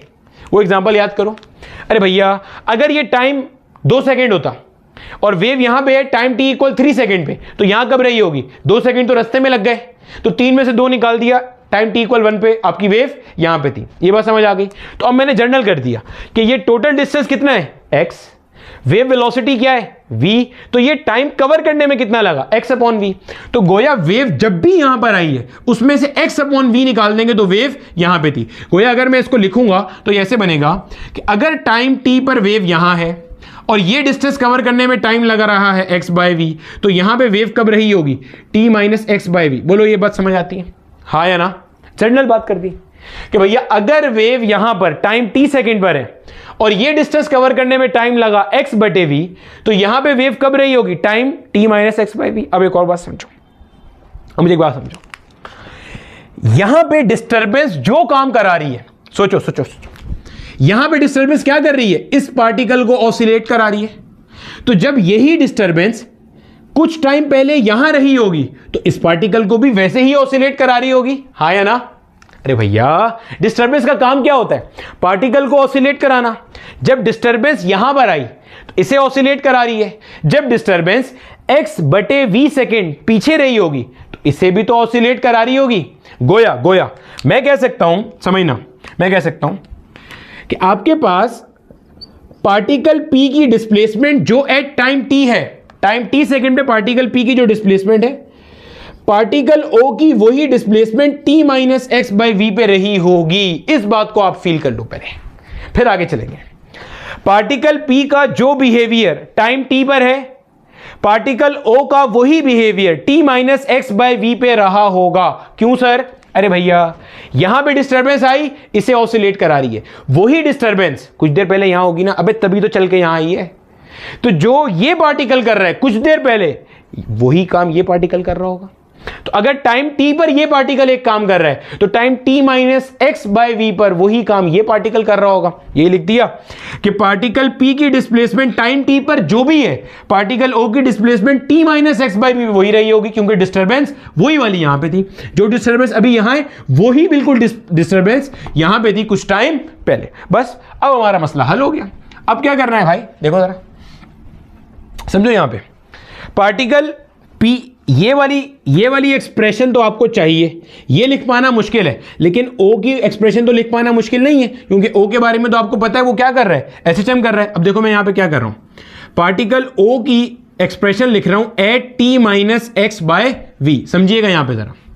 अच्छा, किताबों में ना ये सारी एक्सप्रेशन जो फाइनल शक्ल है ना वो डायरेक्ट यूज हुई है, मैं डायरेक्ट यूज नहीं कर रहा, ठीक है? आपको बता रहा हूं कि ये आया कैसे, ताकि आप कॉन्सेप्ट का फील लो। एक्स नॉट आया एज इट इज, साइन आया as it is, omega as it is, t की जगह पे अभी टाइम क्या हो जाएगा t minus x by v, plus में क्या आ जाएगा फाइव। सिंप्लीफाई कर लो। अब y लिख लिया मैंने जर्नल, क्योंकि अब देखो ये वाली बात तो आप किसी भी के लिए कर सकते हो ना। अब देखो समझो इस बात को, मैं जर्नलाइज कैसे कर रहा हूं, y o को हटा के y कैसे कर दिया, देखो समझो। अगर यहां पे मेरे पास कोई एक पार्टिकल q है, जब डिस्टर्बेंस यहां पहुंचेगी ये ऑसिलेट करना शुरू करेगा। जो डिस्टर्बेंस इसे ऑसिलेट करा रही है वो डिस्टर्बेंस भी तो यहीं से मूव करती हुई आई है। तो अगर ये टाइम t पर ऑसिलेट कर रहा है तो ये जो पार्टिकल O है ये t माइनस, इस डिस्टेंस को मैं कह देता हूं लेट से a, तो t minus a by v के ऊपर ये पार्टिकल भी वैसे ही ऑसिलेट कर रहा होगा। अरे भैया ये ऑसिलेट क्यों कर रहा है, क्योंकि यहां पे डिस्टर्बेंस आई है। डिस्टर्बेंस कहां से आई है, यहां से आई है ना, यही तो सोर्स लगी हुई है, यहीं से आई है। तो भाई अगर ये ऑसिलेट कर रहा है टाइम t पर एक तरह से, तो टाइम t माइनस ये वाला टाइम कैसे आएगा, a बाय v। भाई डिस्टेंस कितना है यहां से यहां तक, a ले लिया, a बाय v वो टाइम जो डिस्टर्बेंस को यहां से यहां तक आने में लगा, तो t minus a by v पे ये पार्टिकल भी वैसे ही ऑसिलेट करेगा। तो भाई वही जनरल एक्सप्रेशन बन गई a की, ठीक है? तो अब क्या करना है, ये आ गया आपके पास y एज इट इज लिखा, x नॉट साइन ब्रैकेट के अंदर भेजो, ये बन जाएगा आपके पास ओमेगा टी माइनस का omega by v into x plus का फाइव। ये है हमारे पास जनरल फॉर्मूला। अब आप देखो मैंने क्या कहा था, एक जनरल एक्सप्रेशन निकालेंगे, उसमें दो पैरामीटर्स होंगे देने वाले, क्या क्या, टाइम टी और एक्स। सर ये भी तो देना है, ये नहीं देना। ये फाइव क्या होता है, initial phase angle. Initial phase angle क्या होता है भैया, देखो ये मान लो आपका सर्कुलर मोशन है, अगर आपका पार्टिकल हमेशा टाइम t इक्वल 0 पे यहां है तो फाई का वैल्यू 0 होगा। लेकिन मान लो आपका पार्टिकल टाइम t इक्वल 0 पे यहां पे था, पहले से इसने कुछ एंगल कवर किया हुआ था 30 डिग्री, तो यहां फाई आ जाएगा 30। अरे भैया अगर जहां से आपकी वेव शुरू हुई थी ये मीन पे ना होता, मैं इसको यहां पे कहीं ले जाके छोड़ता, तो जाहिर है जब यहां पे कहीं ले जाके छोड़ता तो आपका फाई फिर जीरो थोड़ी होगा, फिर तो इसके बाद पहले से कुछ एंगल मौजूद है। ये बात भी हमने एसएचएम में पढ़ी थी कॉन्सेप्ट ऑफ फेज एंगल के अंदर, ठीक हो गया। तो फाई को हम नॉर्मली जीरो लेते हैं आसान कंडीशंस के अंदर, कोई फर्क नहीं पड़ता उससे। तो आप देखो यहां पे आपके पास जो दो पैरामीटर्स आ रहे हैं वो कौन कौन से, एक्स और टी। आप जैसे ही एक्स बताओगे, जैसे टी बताओगे, आपको पता चल जाएगा कि वो जो पार्टिकल है वो कहां पे है। देखो एक्स नॉट होता है एम्पलीट्यूड, ये तो आपको पता ही होता है। ओमेगा एंगुलर फ्रीक्वेंसी, ये भी ऑसिलेटर का कांस्टेंट होता है। वी वेव वेलोसिटी, ध्यान में रखिएगा, ये वी किसकी वेलोसिटी है, वेव की वेलोसिटी है, कि वेव किस स्पीड से क्या कर रही है, प्रोपेगेट कर रही है। एक नजर इसको देख लो जल्दी से, मैं समराइज कर रहा हूं, देन हम आगे चलते हैं और इसके ऊपर मजीद थोड़ी सी इंजीनियरिंग करते हैं। देखो भैया जल्दी से अगर मैं गो थ्रू करूं, हमने करना क्या था, सिर्फ मेरी बात सुनो, छोड़ दो इसको क्या लिखा हुआ है। हमने वेव की इक्वेशन निकालनी थी। सबसे पहले वेव की इक्वेशन होती क्या है भैया, ऐसा एक एक्सप्रेशन आ जाए जिसको मैं कुछ दूं तो मुझे वो डिस्प्लेसमेंट ऑफ द पार्टिकल बता दे। तो पहले तो हमने देखा वो पैरामीटर्स कौन से देने वाले, पता चला एक एक्स है और एक टी है। क्यों सर, अरे भैया एक्स दूंगा तो पता चलेगा ना कि जहां से डिस्टर्बेंस प्रोड्यूस हुई उससे कितने फासले के पार्टिकल्स पे आप बात कर रहे हो। क्यों, अबे डिस्टर्बेंस जो प्रोड्यूस हुई रुकी तो नहीं रही होगी, आगे जा रही होगी। तो अब सारे पार्टिकल ऑसिलेट करते हुए जाएंगे, आपने किसी एक पर्टिकुलर पार्टिकल की डिस्प्लेसमेंट बतानी है, तभी तो वेव फॉर्म की पूरी इक्वेशन पता चलेगी या वेव फॉर्म की पूरी शक्ल आएगी आपके सामने। तो पहली चीज आपने बतानी है ओरिजिन से कितने फासले पे वो पार्टिकल, तो पहला पैरामीटर हो गया एक्स। अब चले गए आप एक्स 5 सेंटीमीटर पे पहुंच गए, अब वो पार्टिकल ऐसे ऐसे ऐसे ऐसे कर रहा है, आपको बताना है किस टाइम पर आप डिस्प्लेसमेंट चाह रहे हो। तो जो टाइम आपको मिलेगा उसके ऊपर आप बता दोगे कि भाई मीन से ऊपर है, मीन से नीचे है, मीन पर है, कहां पर है, बता दोगे आप, ठीक है। ये हो गई। अब हम उसकी तरफ आए, अब क्या किया जाए, तो हमने कहा यार जो ओरिजिन वाला पार्टिकल है इसकी डिस्प्लेसमेंट लिखना आसान है, क्योंकि ये क्या कर रहा है, सिंपल हार्मोनिक मोशन परफॉर्म कर रहा है। लेकिन ये तो ओरिजिन के ऊपर है, हमें तो जनरल एक्सप्रेशन चाहिए। तो हमने कहा कोई दिक्कत नहीं है, एक पार्टिकल पी मान लिया जो कि कुछ फासले पर एक्स पे मौजूद है। मैंने कहा जो डिस्टर्बेंस इसे ऑसिलेट करा रही है वही डिस्टर्बेंस कुछ टाइम पहले ओ को ऑसिलेट करा के गई होगी। आपने कहा जी, तो मैंने कहा इसकी डिस्प्लेसमेंट एट टाइम टी बराबर होगा ओरिजिन वाले की displacement at time t minus x by v. और एक्स बाई वी कौन सा टाइम है, यहां से यहां तक आने का टाइम निकाल के दिखा दिया, इक्वल वी इनटू टी से। बस इसकी मदद से हमने अपनी जनरल एक्सप्रेशन बना ली उठा के। ये फाई क्या है, इनिशियल फेज। इनिशियल फेज किस पे डिपेंड करता है कि जो आपका सोर्स है, ऑसिलेटर है, इसने अपना कहानी कहां से शुरू करी। अगर इसने मीन से शुरू करी, जब आपने नोट करना शुरू किया ये मीन से पॉजिटिव एक्सट्रीम की तरफ जा रहा था तो फाई 0 होगा, पॉजिटिव एक्सट्रीम से मीन की तरफ आ रहा था तो फाई 90 होगा, मीन से नेगेटिव एक्सट्रीम की तरफ जा रहा था तो फाई 180 हो जाएगा, नेगेटिव एक्सट्रीम से मीन की तरफ आ रहा है तो फाई 270 डिग्री हो जाएगा। ये सारी बातें हमने, मेरा ख्याल है लेक्चर नंबर 4 या 5 है सिंपल हार्मोनिक मोशन का कॉन्सेप्ट ऑफ फेज एंगल, उसमें ये सब मैंने आपको बहुत गहराई में उतर के बताया। ये हमारे पास आ गई जनरल एक्सप्रेशन। अब इसी के ऊपर मेरा बेटा हम कुछ और बातचीत कर लेते हैं। अब देखो मेरा बेटा इसके अंदर किस चीज से क्या मुराद है वो भी देख लो। वाई से मुराद है मेरा बेटा आपके पास, अपने पास नोट कर लिएगा इसको, वाई से मुराद है डिस्प्लेसमेंट ऑफ द पार्टिकल। ये पूरी वेव की इक्वेशन है, और वेव की इक्वेशन कर क्या रही है, हर पार्टिकल की डिस्प्लेसमेंट बता रही है, प्रोवाइडेड कि आप उसे दो वेरिएबल दोगे, कौन कौन से, एक्स और टी। तो y is the displacement of the particle, ठीक हो गया, साइन का फंक्शन है, ठीक है। एक्स नॉट क्या है, एम्पलीट्यूड के पार्टिकल कितना मैक्सिमम जा सकता है ऊपर या कितना मैक्सिमम जा सकता है नीचे। ऐसा यूनिट मीटर होगा, इसका भी मीटर होगा, ऐसा यूनिट। ओमेगा क्या है भैया, ओमेगा आपके पास है angular frequency of the oscillator, angular frequency of simple harmonic motion. और इसका फॉर्मूला क्या होता है, 2 पाई बाय कैपिटल टी या 2 पाई इंटू एफ। ये linear frequency, angular frequency, time period. Omega की यूनिट रेडियन पर सेकेंड, इसकी यूनिट हर्ट्ज या साइकिल पर सेकेंड, टाइम पीरियड की यूनिट सिर्फ सेकेंड। ये टी कोई भी टाइम जिस टाइम के ऊपर आपने पार्टिकल की डिस्प्लेसमेंट निकालनी है, ठीक है। ये वी क्या है, वेरी इंपॉर्टेंट थिंग, ये वी जो है ना मेरा बेटा, this is the velocity of the wave. जहन में रखिएगा और इसको ना ऐसे डब्बा बना लिएगा। इस पूरे चैप्टर में देखो दो अलग चीजें होंगी, ये बात मैंने लेक्चर 1 में भी कही थी। एक है वेव के प्रोपगेट करने की रफ्तार, एनर्जी किस रफ्तार से जा रही है, वेव किस रफ्तार से जा रही है, या आप कह लो कि आपकी वेव वेलोसिटी क्या है, v इक्वल्स एफ लैम्डा वाला जो आपने पार्ट पढ़ा हुआ है ना, ये मेरा बेटा आपके पास वेव वेलोसिटी होती है। एक है पार्टिकल की वेलोसिटी, भैया पार्टिकल भी तो ऐसे ऑसिलेट कर रहा है, पार्टिकल भी तो एसएचएम कर रहा है। वेव वेलोसिटी, ये जो वेव की वेलोसिटी है, ये किसी भी गिवन मीडियम के अंदर जहन में रखिएगा कांस्टेंट रहती है, चेंज नहीं होती। किसी भी गिवन मीडियम में जो वेव वेलोसिटी है दैट विल रिमेन कांस्टेंट। हम ये मान के चल रहे हैं फोर्स ऑफ फ्रिक्शन यहां पे एग्जिस्ट कहीं पर भी नहीं कर रही। लेकिन जो पार्टिकल की वेलोसिटी है ये वेरिएबल है। अरे भाई एसएचएम में जो बॉडी होती है उसकी वेलोसिटी कांस्टेंट होती है, कभी वेरी करती है ना। मीन की तरफ आते हुए बढ़ती है, मीन से दूर जाते हुए कम होती है। तभी तो पढ़ा था मीन पॉइंट पे काइनेटिक एनर्जी मैक्सिमम है, एक्सट्रीम पॉइंट पे काइनेटिक एनर्जी मिनिमम है। तो ये ध्यान में रखिएगा वेलोसिटी ऑफ द वेव है। जहां कहीं भी मैं पार्टिकल की वेलोसिटी की बात करूंगा तो मैं उसे वीपी लिखूंगा, ठीक है। अभी आएगी आगे बात उस पर भी। एक्स क्या है? एक्स है मेरा बेटा distance of the particle from the origin. Origin क्या है यहां पे? जहां पे आपकी सोर्स ऑफ डिस्टर्बेंस कनेक्ट हुई हुई है जो कि वेव प्रोड्यूस कर रही है, ठीक है। और फाई क्या है मेरा बेटा? फाई आपके पास है आपका इनिशियल फेज एंगल जो कि हमेशा रेडियन में होता हैगा, इनिशियल फेज एंगल, ठीक हो गया। और एक और चीज हम ध्यान में रखेंगे, ये जो पूरी चीज होती है ना मेरा बेटा, ये पूरी चीज साइन के आगे जो भी लिखा होता है ये टोटल फेज है इसका, ये टोटल फेज है। अगर आपसे कोई टोटल फेज पूछेगा तो ये जो साइन का आर्ग्यूमेंट है ये उसका टोटल क्या होता है? फेज होता है। अब इसकी मजीद देख लो क्या क्या शक्लें बन सकती हैं हमारे पास। सबसे पहले तो इसको देखो आप, ये जो आपके पास ओमेगा अपॉन वी लिखा हुआ है ना, ओमेगा अपॉन वी, ओमेगा क्या है? एंगुलर फ्रीक्वेंसी, वी क्या है? वेव स्पीड या वेव वेलोसिटी। ये होता है मेरा बेटा के के बराबर। और के क्या होता है? के मेरे बच्चे हमारे पास कहलाता है एंगुलर वेव नंबर। ये सब चीजें अभी हम लोग आगे यूज करेंगे डिटेल लेक्चर्स में बहुत ज्यादा। एंगुलर वेव नंबर, इसका एक और फॉर्मूला भी होता है that is given bye 2 pi by lambda. इसको एक और तरह भी डिफाइन करते हैं। एक तरीका क्या डिफाइन करने का? Ratio of angular frequency to the wave velocity. एक और तरीका क्या है? इससे डिफाइन करते हैं। पहले ये सीखो आया कहां से। ओमेगा का फॉर्मूला क्या है? 2 pi f v as it is आ गया। देखो भैया आपको पता है वी इक्वल्स एफ लैम्डा। अगर मैं वी को यहां ले जाऊं और लैम्डा को यहां ले आऊं तो 1 upon lambda will be equal to f divided by v. ये बन जाएगा।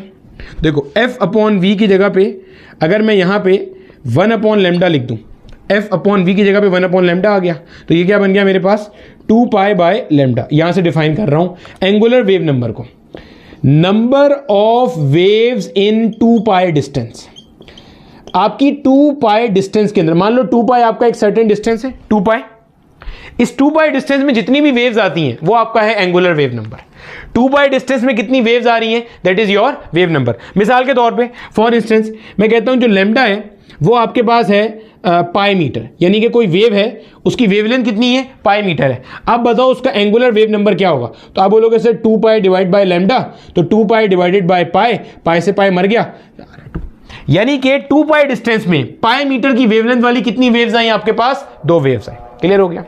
इसी तरह मेरा बेटा हमारे पास एक चीज होती है सिर्फ वेव नंबर, उसको आप सिंपल वेव नंबर कहते हो। ये एंगुलर वेव नंबर नहीं होता, सिर्फ वेव नंबर है। इसको ऐसे शो करते हैं, ये न्यू बनाते हैं और ऊपर ऐसे बार लगा देते हैं।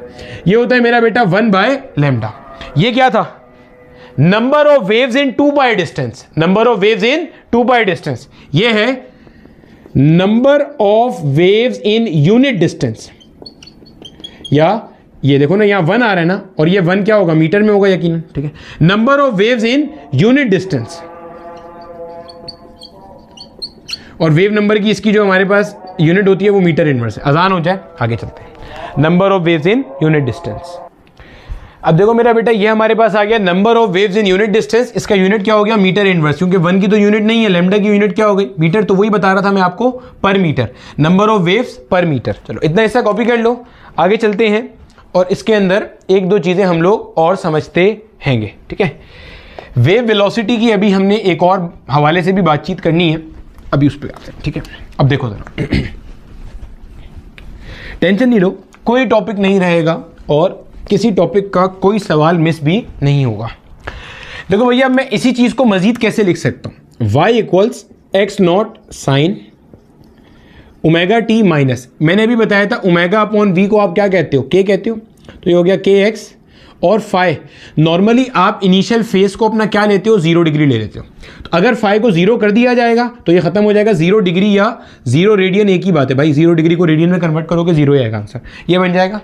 अब आप देखोगे तो आपको पूरी किताब में हर जगह पे चाहे आप पंजाब बोर्ड की किताब देखो, चाहे केपीके बोर्ड देखो, फेडरल देखो, आगा खान देखो, बलूचिस्तान, सब में ये एक्सप्रेशन डायरेक्टली यूज हुई भी है। तो अब समझ में आ गया ये एक्सप्रेशन आई कहां से, ये यहां से आई है एक्सप्रेशन, ठीक है। जनरल एक्सप्रेशन के अंदर फाई इंक्लूड होता है, ध्यान में रखिएगा। वो फाई हमने जबरदस्ती मान लिया कि 0 डिग्री है, क्योंकि नॉर्मली आपके कोर्स में हमेशा उसको इनिशियल फेज को 0 ही मान के चल रहे होते हैं, ठीक है। ये आ गया। अब यहां पे आप एक चीज नोट करो, आपके पास ये जो इक्वेशन आई है, ये एक ऐसी वेव की, ऐसी सिंपल हार्मोनिक वेव की इक्वेशन आई है जो कि मेरा बेटा कहां पे जा रही है, पॉजिटिव एक्स डायरेक्शन में जा रही है। सर ये कैसे पता चला? अरे भैया अभी जो आपने पढ़ा था, आप ही ने तो भेजा था, आप वेव को ऐसे ऐसे ऐसे फ्लो करा रहे थे। ये कौन सा डायरेक्शन है? पॉजिटिव एक्स डायरेक्शन है। तो अपने पास एक चीज नोट कर लेना, जब कभी भी आपके पास यहां पे साइन डिफरेंट होंगे, देखो ओमेगा टी के पीछे साइन कौन सा है? पॉजिटिव। के एक्स के पीछे साइन कौन सा है? नेगेटिव। जब कभी भी ऐसा हो, ये आर्ग्यूमेंट के अंदर आपको साइन ऑपोजिट नजर आ रहे हो, डायरेक्ट पहचानने का तरीका बता रहा हूं, जब भी आपको साइन ऑपोजिट नजर आ रहे हो, इसका मतलब वेव कहां ट्रेवल कर रही है मेरा बेटा? पॉजिटिव एक्स डायरेक्शन में। अगर साइन सेम हो जाए, दोनों नेगेटिव हो जाए या दोनों पॉजिटिव हो जाए, तो वेव कहां ट्रेवल कर रही होगी? नेगेटिव एक्स डायरेक्शन में। ऐसे कैसे सर? चलो ऐसे समझ लेते हैं। तो ये मान लो मेरा बेटा आपके पास वेव आ रही है, ऐसे मूव करती हुई आ रही है, ठीक है, नेगेटिव एक्स के लो। अब समझना, ये पॉइंट पी है और ये आपका ओ पॉइंट है, ओरिजिन पॉइंट है। पॉइंट पी पे आपकी वेव थी मेरा बेटा टाइम टी पे। सोचो पॉइंट पी पे आपकी वेव है टाइम टी पर। अब जब ये वेव आगे आएगी तो यकीनन ये कुछ डिस्टेंस एक्स कवर करेगी। सोचो, अरे भैया जो डिस्टर्बेंस यहां पे पार्टिकल को ऑसिलेट करा रही है, वही डिस्टर्बेंस कुछ देर के बाद यहां पे भी पार्टिकल को ऑसिलेट कराएगी। तो जब वेव यहां पे आएगी तब टाइम क्या होगा? टाइम हो जाएगा t plus x by v. क्यों? अबे t पे तो यहां पे दी, ये डिस्टेंस कितना है? x, तो x divide by v, s equal v into t, t equal s upon v. तो s upon v x, t plus x by v time के ऊपर आपकी वेव यहां पहुंच जाएगी। तो आप क्या करोगे? आप बोलोगे पार्टिकल P का जो डिस्प्लेसमेंट टाइम t पर है, पार्टिकल O का वही displacement time t plus x by v पर होगा। सेम काम करोगे तो यहां पे आपके पास साइन कैसा आ जाएगा? प्लस साइन आ जाएगा। क्लियर हो गया? तो ये भी ध्यान में रखेंगे। Pakistan institute of engineering and applied sciences का एक सवाल बिल्कुल इसी कॉन्सेप्ट पे हल होगा जो मैं आपको कराऊंगा, देखते जाना। ये चीज भी हो गई, सही। अच्छा, मजीद इसके अंदर हम कुछ बातें देख लेते हैं जरा।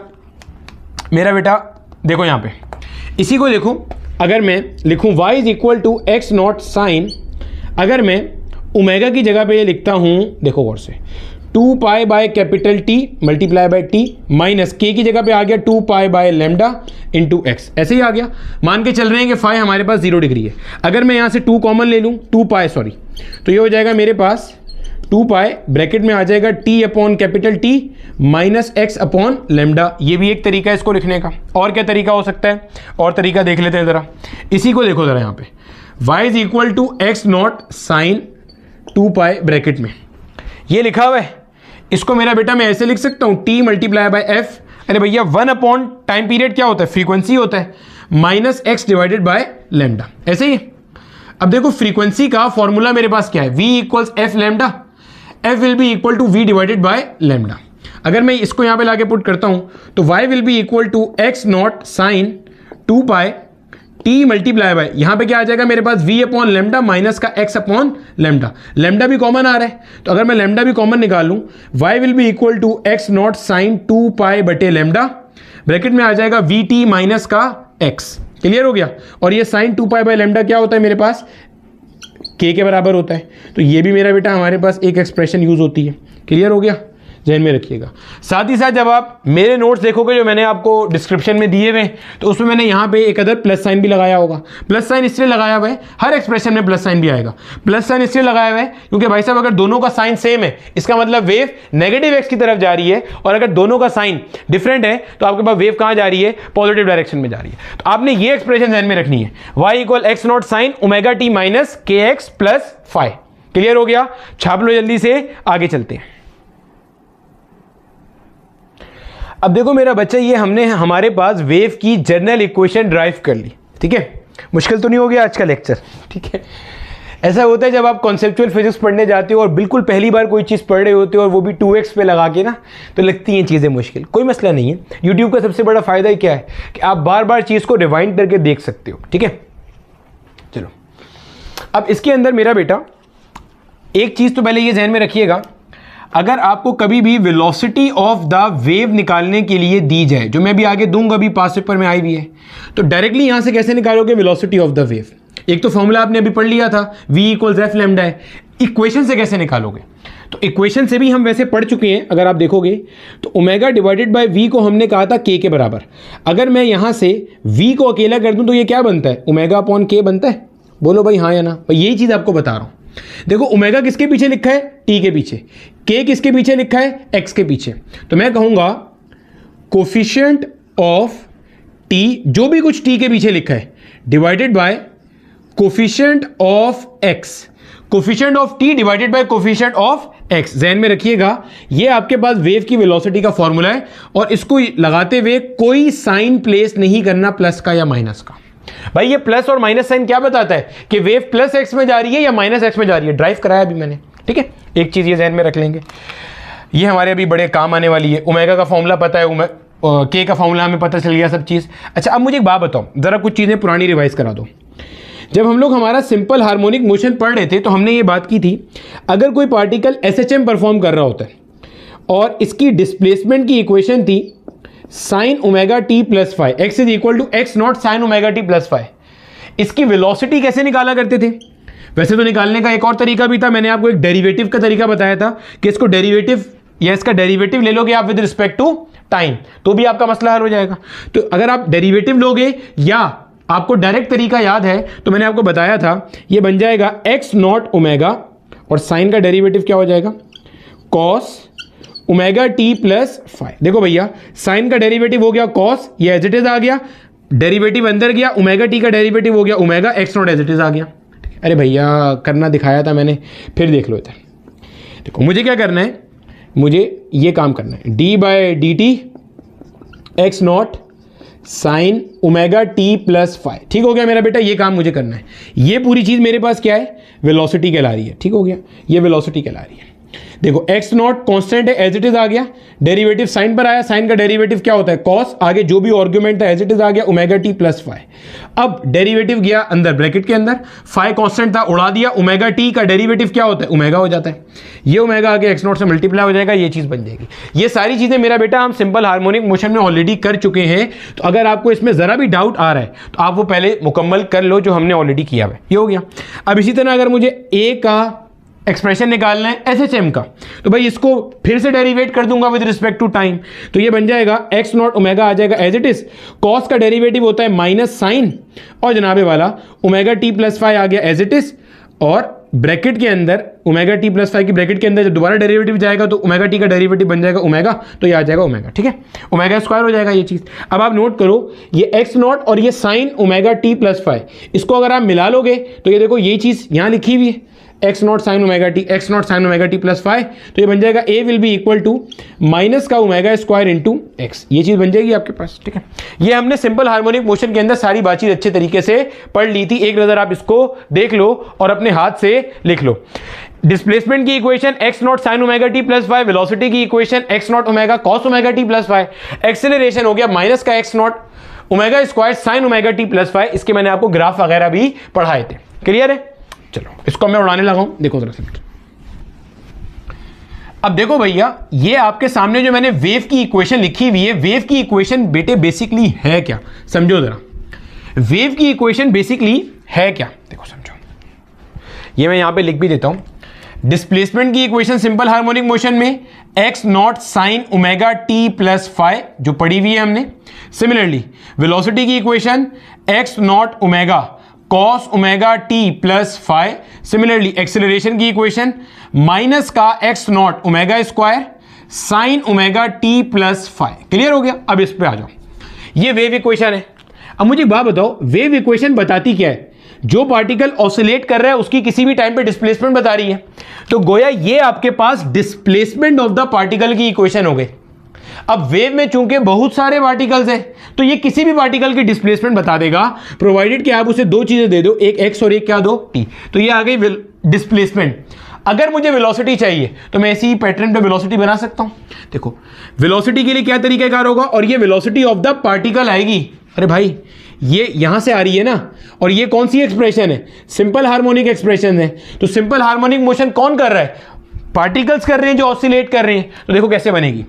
एक्स नॉट आया एज इट इज, ओमेगा आया, यहीं से बना रहा हूं देख के, एक्स नॉट ओमेगा और कॉस आगे ब्रैकेट में जो भी कुछ है एज इट इज आ जाएगा, ओमेगा टी माइनस का के एक्स। सर यहां पे फाइ आ रहा है, यहां फाइ क्यों नहीं आया? भाई यहां फाइ था, हमने उड़ा दिया था, अगर फाइ होता तो फाइ भी आता। देखो इसको देखो कैसे, आप इसको देखो ऐसे, देखो यहां पे देखो, जो भी कुछ साइन के आगे था वो कॉस के आगे आ गया उठ के, देखो जो साइन के आगे था वो कॉस के आ गया उठ के, और पीछे आपके पास क्या आ गया? एक्स नॉट ओमेगा, पीछे क्या आ गया आपके पास? X naught omega. दूसरा तरीका क्या है भाई, इस पूरी एक्सप्रेशन को आप डेरिवेट कर दो विद रिस्पेक्ट टू टाइम, यही तो काम किया था अभी, dx बाई dt किया था, यहां पे भी आप क्या करोगे? डेरिवेटिव लोगे इस पूरी फंक्शन का विद रिस्पेक्ट टू टाइम, तो x naught omega cos omega t minus k x बन जाएगा। ये मेरा बेटा आपके पास होती है पार्टिकल की वेलोसिटी की एक्सप्रेशन। इसके ऊपर भी माजी में क्वेश्चन आया, हालांकि एक ही बार आया है, लेकिन हो सकता है फिर से आ जाए, इसलिए मैं आपको वो भी करा दूंगा, एक ही बार आया क्वेश्चन। अब इसी से अगर मैं एक्सेलरेशन ऑफ द पार्टिकल की एक्सप्रेशन बनाऊं तो वो भी देख लो भाई, यहां से देखो, माइनस का एक्स नॉट ओमेगा स्क्वायर और साइन के आगे जो ऊपर था वही आ जाएगा, तो साइन के आगे ऊपर क्या था? ओमेगा टी माइनस का के एक्स। आप में से जो समझना चाह रहे हैं और मजीद, तो देखो भाई इसको अगर मैं डेरिवेट करूंगा विद रिस्पेक्ट टू टाइम तो ये बन जाएगा, करके देख लेना। अगर मैं इसको डेरिवेट करूंगा इसको विद रिस्पेक्ट टू टाइम तो ये बन जाएगा आपके पास उठ के। क्लियर हो गया?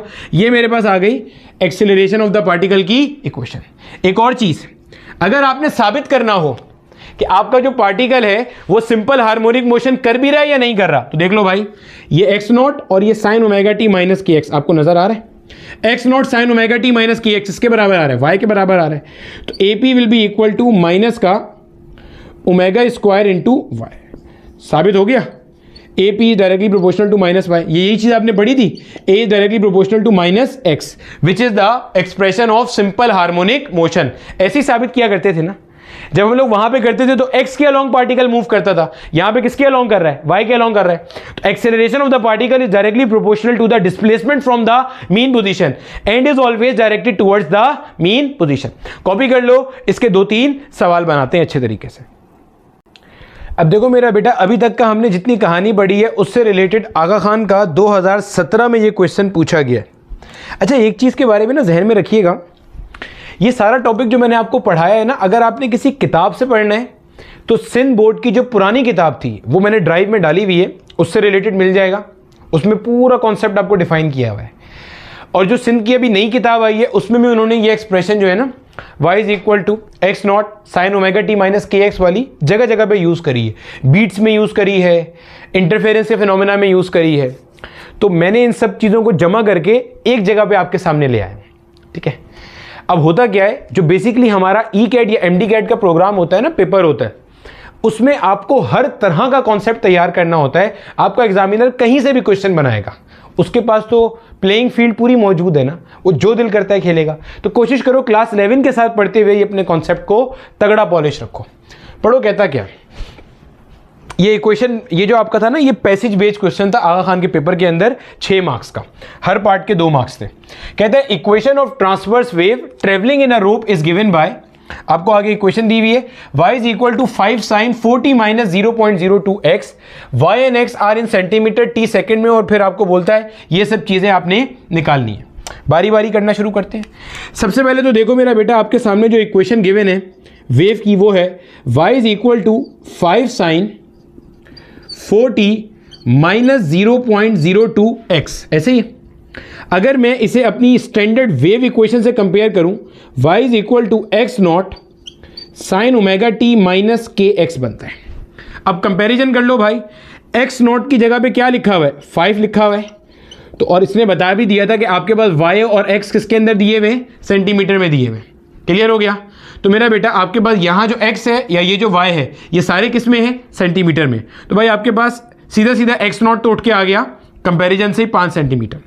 ओमेगा की जगह पे देखो 4 लिखा हुआ है, तो ओमेगा की जगह पे आपके पास आ गया 4, और इसकी यूनिट होती है रेडियन पर सेकेंड। ओमेगा शायद इसने मांगा नहीं है, चलो कोई बात नहीं। ओमेगा की मदद से आप क्या निकाल सकते हो? ओमेगा की मदद से आप अपनी फ्रीक्वेंसी निकाल सकते हो। आ जाओ भैया, फ्रीक्वेंसी पे जब जाते हैं तो फ्रीक्वेंसी क्या हो जाएगा? ओमेगा डिवाइडेड बाय 2 पाई। तो ओमेगा कितना है? 4 अपॉन में आ गया 2 पाई, 2 2 हो गया 4, यानी कि 2 divided by pi, 2 divided by pi, और इसकी यूनिट क्या होती है? हर्ट्ज होती है या साइकिल पर सेकंड होती है। मजीद सिंप्लीफाई कर सकते हो 2 डिवाइडेड बाय 3.142 करके। ठीक है, एफ आ गया। अब क्या निकालना है, वी। वी क्या होता है मेरा बेटा, वी आपके पास है वेलोसिटी ऑफ द वेव। अगर पार्टिकल की वेलोसिटी होगी, अगर पार्टिकल की, ये पार्टिकल की वेलोसिटी क्यों नहीं हो सकती, सोचो ये पार्टिकल की वेलोसिटी क्यों नहीं हो सकती, इसलिए सोच के देखो जरा, पार्टिकल की वेलोसिटी तो वेरिएबल है ना। अरे भैया पार्टिकल तो ऑसिलेट कर रहा है, तो मैक्सिमम पॉइंट पे या एक्सट्रीम पॉइंट पे जीरो होगी, मीन की तरफ आते हुए बढ़ेगी, नीचे जाते हुए फिर कम होगी, फिर ऊपर आते हुए बढ़ेगी, फिर ऊपर जाते हुए कम होगी। तो इसने आपको सिर्फ वी कहा, आगे कोई टाइम नहीं दिया। अगर पार्टिकल की वेलोसिटी होती तो आपको एक्स भी देता, टी भी देता कि भाई इतने फासले पे ओरिजिन से ये पार्टिकल है, इस टाइम पर इसकी क्या वेलोसिटी है बताइए। कॉन्सेप्ट का फील आ रहा है, अभी बताता हूं वो भी कैसे होगा, ठीक है। तो ये वेव की वेलोसिटी है जो कि किसी गिवन मीडियम में कांस्टेंट होती है। हाँ मीडियम चेंज होगा तो वेव की वेलोसिटी क्या होगी, चेंज होगी। ये भी नोट कर लेना, v इक्वल्स एफ लैम्डा में तीन चीजें हैं, v, f और लैम्डा। मीडियम चेंज करते हुए v चेंज होता है, लैम्डा चेंज होता है, f चेंज नहीं होता। मीडियम चेंज करते हुए फ्रीक्वेंसी सेम रहती हैगी, ठीक है। अच्छा आगे आएगा इसका भी कॉन्सेप्ट, अभी v निकालना है। v के बारे में मैंने क्या बताया था, t का कोफिशिएंट 4 आ गया, डिवाइडेड बाय x का कोफिशिएंट 0.02 आ गया, बस 0.02 सॉरी हो गया भैया, बस मसला हल हो गया। 4 डिवाइडेड बाय इसको क्या करेंगे 2 × 10 पावर -2, सही है, एक और एक दो, ठीक है। तो 2 1 जा 2 2 जा, इसको ऊपर फेंक दो भैया, 2 × 10 पावर 2 क्या बनता है 200, और इसकी यूनिट क्या बन जाएगी सेंटीमीटर पर सेकंड। सर सेंटीमीटर पर सेकंड क्यों निकाला, इसलिए कि मेरा बेटा इसको सेंटीमीटर में लिया हुआ है, इसको सेकंड में लिया हुआ है, तो इन्हीं दोनों को डिवाइड करके तो मेरे पास आंसर आया है, तो क्या बन जाएगा सेंटीमीटर पर सेकंड। समझ आती है बात की, क्योंकि यहाँ पे इसने बता दिया ना एक्स किस में लिया हुआ है सेंटीमीटर में। वी भी आ गया, अब क्या चाहिए लैम्डा चाहिए। देखो भैया लैम्डा निकालने का एक तरीका तो ये है, v equals f lambda. F आपको पता है लैम्डा क्या हो जाएगा, वी डिवाइडेड बाय एफ। तो वी कितना आया है 200 सेंटीमीटर पर सेकेंड। एफ कितना आया भाईजान, एफ कहाँ था, ये रहा 2/पाई, और यूनिट क्या बनेगी पर सेकेंड। भाई हर्ट्स का मतलब पर सेकेंड ही होता है, ठीक है। सेकेंड से सेकेंड मर गया, ये 2 1 हो गया और ये 200 हो गया, इसको ऊपर ले जाएंगे, आता है आपके पास 100 पाई मीटर आता है। आपका दिल कर रहा है ऐसे नहीं निकालना, दूसरे तरीके से निकाल ले भाई। देखो इधर एक्स के पीछे क्या लिखा होता है, के लिखा होता है। के यहाँ पे कितना दिया हुआ है, के दिया हुआ है 2 × 10 पावर -2, 0.02 को मैं लिख सकता हूँ 2 × 10 पावर -2, और के का वैल्यू क्या होता है 2π/λ, एंगुलर वेव नंबर होता है, ठीक है। तो 2 × 10 पावर -2, क्लियर है। 2 से 2 मर गया, इस लैम्डा को वहाँ ले जाते हैं, तो lambda will be equal to lambda multiply by 10 power -2 will be equal to pi. भाई लैम्डा वहाँ क्या, तो 10 पावर -2 पहले से था, 10 पावर -2 यहाँ के डिवाइड होगा, ऊपर जाके मल्टीप्लाई हो जाएगा, ये बनेगा lambda will be equal to pi divided by 10 power -2। देखो इससे परेशान नहीं होना कि जब ये नीचे गया तो साइन क्यों नहीं बदला इसका, क्योंकि यहाँ मल्टीप्लाई होता है, यहाँ के डिवाइड हो गया। अब जब ये एक ही साइड पे सेम साइड पे नीचे से ऊपर जाएगा तो उसका साइन पलट जाएगा, तो 10 पावर 2 × पाई, यानी कि क्या आंसर आ रहा है 100 पाई। और ये मीटर नहीं होगा भाई, सेंटीमीटर होगा, क्योंकि सब चीज़ें आपके पास किस में चल रही हैं, सेंटीमीटर में चल रही हैं, सेंटीमीटर होगा इसका यूनिट, ठीक है। गलती से लिख दिया था वो मैंने मीटर। x0 निकाल लिया, x0 हो गया, f हो गया, v हो गया, v हो गया, और लैम्डा भी हो गया। अब क्या है, अब देखो अगला पार्ट कहते हैं maximum velocity of the oscillating particle. सवाल समझो, maximum velocity of the oscillating particle. आपको डिस्प्लेसमेंट की इक्वेशन दी हुई है 5 sin, आगे क्या है 4t माइनस का 0.02 × x। अब मैंने आपको इससे लिखना सिखाया था, क्या इक्वेशन सिखाई थी, v की पार्टिकल वेलोसिटी की इक्वेशन। मैंने कहा था x0 ओमेगा, साइन की जगह पे क्या आएगा cos, और जो कुछ आगे है वो एज इट इज आ जाएगा 4t माइनस का 0.02 × x। ये उस केस में अगर आपको डेरिवेटिव बुरे लगते हैं, वरना तो आप सीधा सीधा इस एक्सप्रेशन का टाइम की रिस्पेक्ट में डेरिवेटिव लो। तो भाई जब डिस्प्लेसमेंट का टाइम की रिस्पेक्ट में डेरिवेटिव लोगे तो वेलोसिटी आ जाएगा, 5 कांस्टेंट है तो 5 बाहर आ जाएगा, और साइन का डेरिवेटिव कॉस होता है, जो आगे था वो एज इट इज आ जाएगा। 4t माइनस 0.02x का डेरिवेटिव 0.02x कांस्टेंट के तौर पे 0 हो जाएगा। क्यों सर, x तो वेरिएबल है, x वेरिएबल है, लेकिन आप टाइम की रिस्पेक्ट में डेरिवेटिव ले रहे हो तो ये खत्म हो जाएगा। इसके अंदर 4t का डेरिवेटिव 4 हो जाएगा, तो ये भी बाहर आ जाएगा, ये बन जाएगा। यहां से भी देखो आपके पास वही आया, x0 क्या था आपके पास, x0 आपके पास 5 है, ये रहा x0 5 है, और ओमेगा कितना है आपके पास 4 है। देखो मैंने भी वही लिखा था, यहां से भी वही आया। ये डायरेक्ट लिखने का तरीका, ये डेरिवेटिव वाला है, तो आप x0 की जगह ये आ जाएगा cos 4t माइनस का 0.02 × x। तो 4 5 का क्या हो गया 20 cos 4t माइनस का 0.02 × x।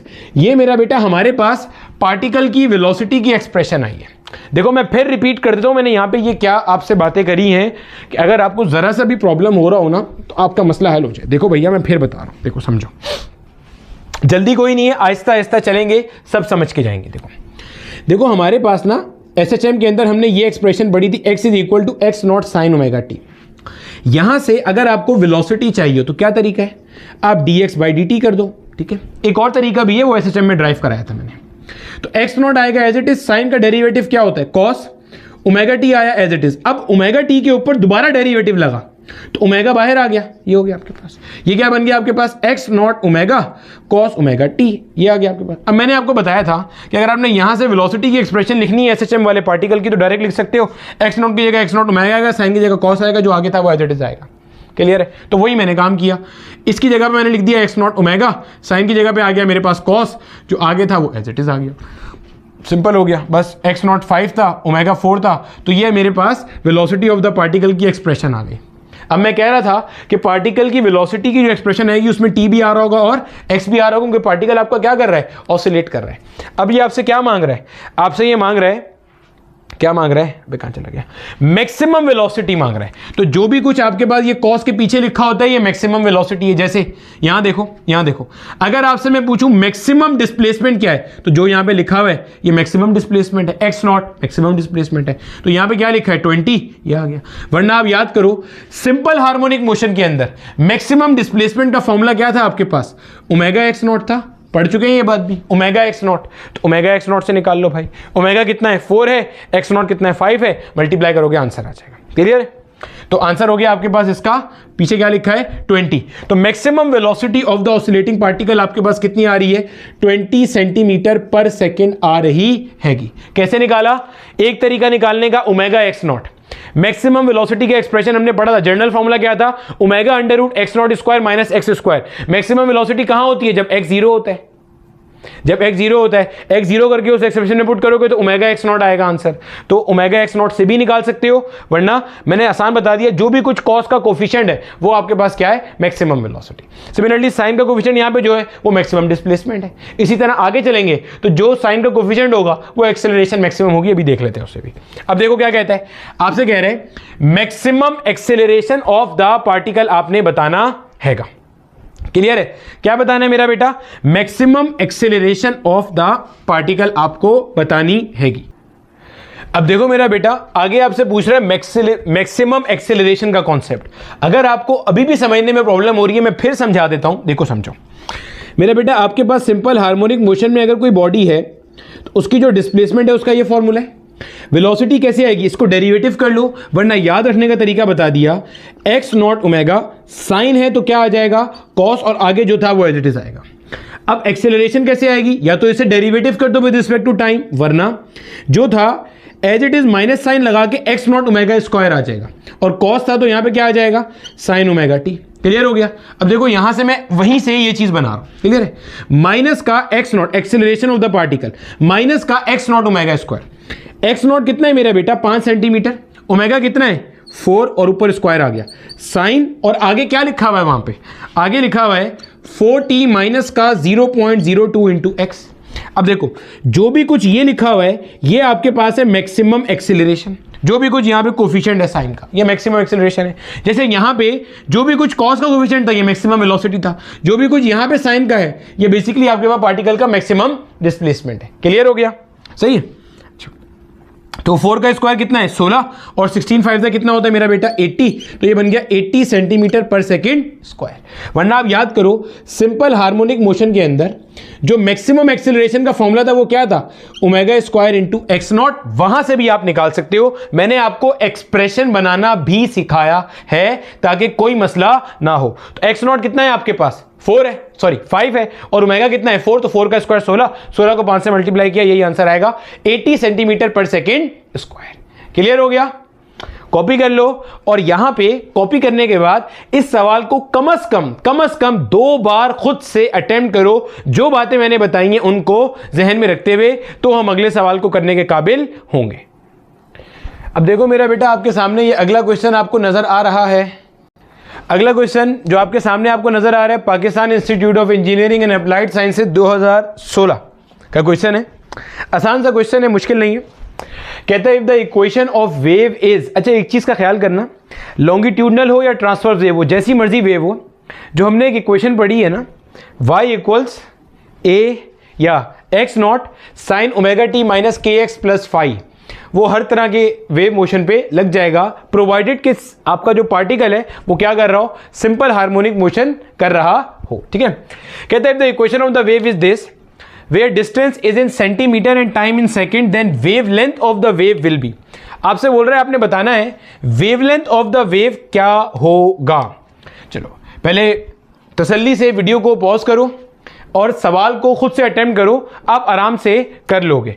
आंसर इसका आएगा 40 सेंटीमीटर। देख के ही हो रहा है, लेकिन आप तसल्ली से वीडियो को पॉज करके एक बार अटेम्प्ट कर लो। चलो करें, चलो देखो इक्वेशन ऑफ द वेव दी हुई है, y is equal to 5 multiply by sine 2 pi को मैं ब्रैकेट के अंदर लेके जा रहा हूं, तो ये बन जाएगा 2 pi divided by 0.04 into t minus का 2 pi divided by 40 into x. Clear हो गया। इसको अपनी स्टैंडर्ड वेव इक्वेशन से कंपेयर कर लो, y is equal to x not sine omega t minus का k times of x। Clear है। अब देखो भैया, हमारे पास सबसे आसान तरीका वेवलेंथ निकालने का क्या होता है, ये जो चीज़ दी हुई है ये k के बराबर है, इसको कंपेयर कर लो भैया। k का फॉर्मूला होता है अपने पास 2 पाई बाय लेमडा, k की जगह क्या दिया हुआ है 2 पाई बाय 40, ये हो गया आपके पास 2 पाई बाय लेमडा।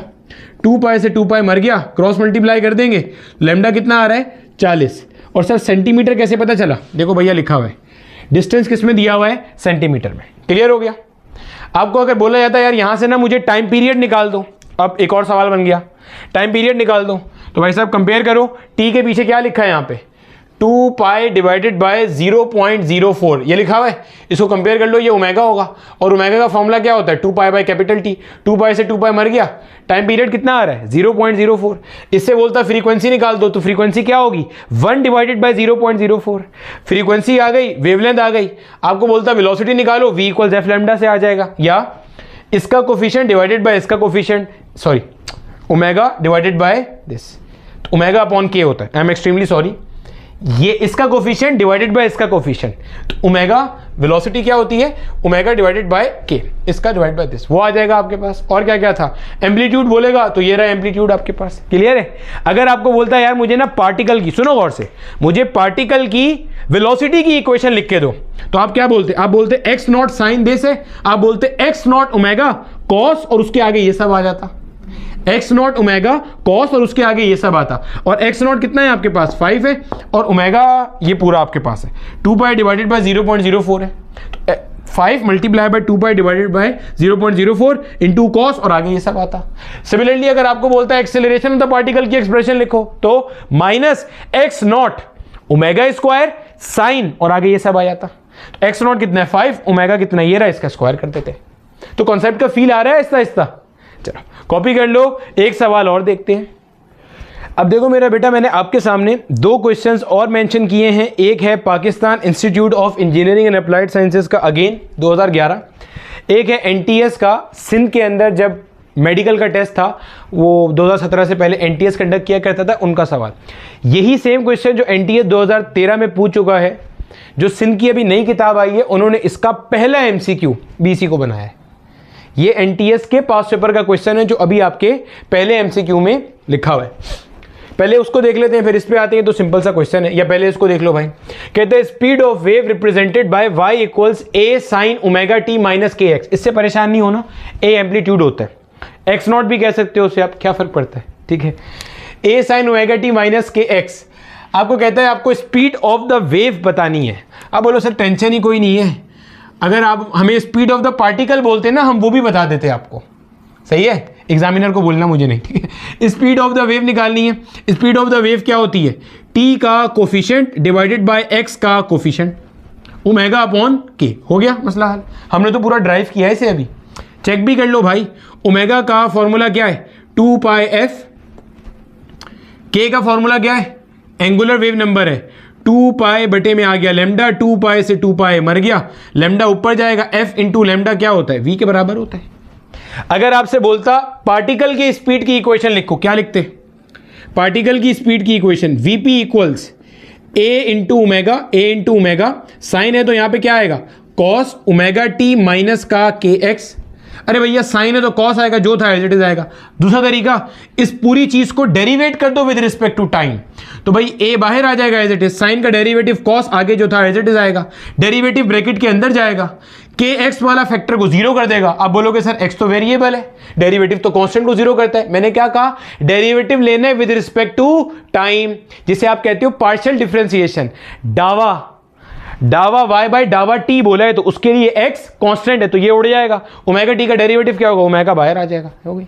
अगर बोला जाए एक्सेलरेशन ऑफ द पार्टिकल की एक्सप्रेशन लिख, तो भाई माइनस ए ओमेगा स्क्वायर, कॉस की जगह क्या आ गया sign omega t minus k x. दूसरा तरीका, इसको दोबारा डेरिवेट कर दो विद रिस्पेक्ट टू टाइम, डावा v बाय डावा t, तो ए ओमेगा आया एज इट इज, कॉस का डेरिवेटिव होता है माइनस साइन, माइनस ये रहा साइन, आगे जो था एज इट इज आया, डेरिवेटिव अंदर चला गया, के एक्स को उड़ा दिया कांस्टेंट समझ के, ओमेगा टी का डेरिवेटिव ओमेगा होता है, आ गया भैया, ठीक है। ये भी कर सकते हो।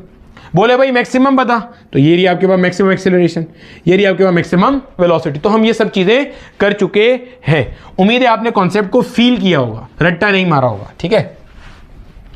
चलो अब आगे देखो, यहां पे जरा आपको कहता है wave equation which gives the displacement along y direction, ठीक है। y के अलॉन्ग डायरेक्शन है, तो पहले बता चुका हूं y के अलॉन्ग लेते हैं, ठीक है। इसीलिए 10⁻⁴ sin 60 plus x where x and y are in meter. अब की बार ये मीटर में दिए हुए और टाइम t किस में दिया है, सेकंड्स में दिया है। This represents a wave. अब आपको ना 4 ऑप्शन दिए हुए, आपने इसमें से सही ऑप्शन बताना है, करेक्ट।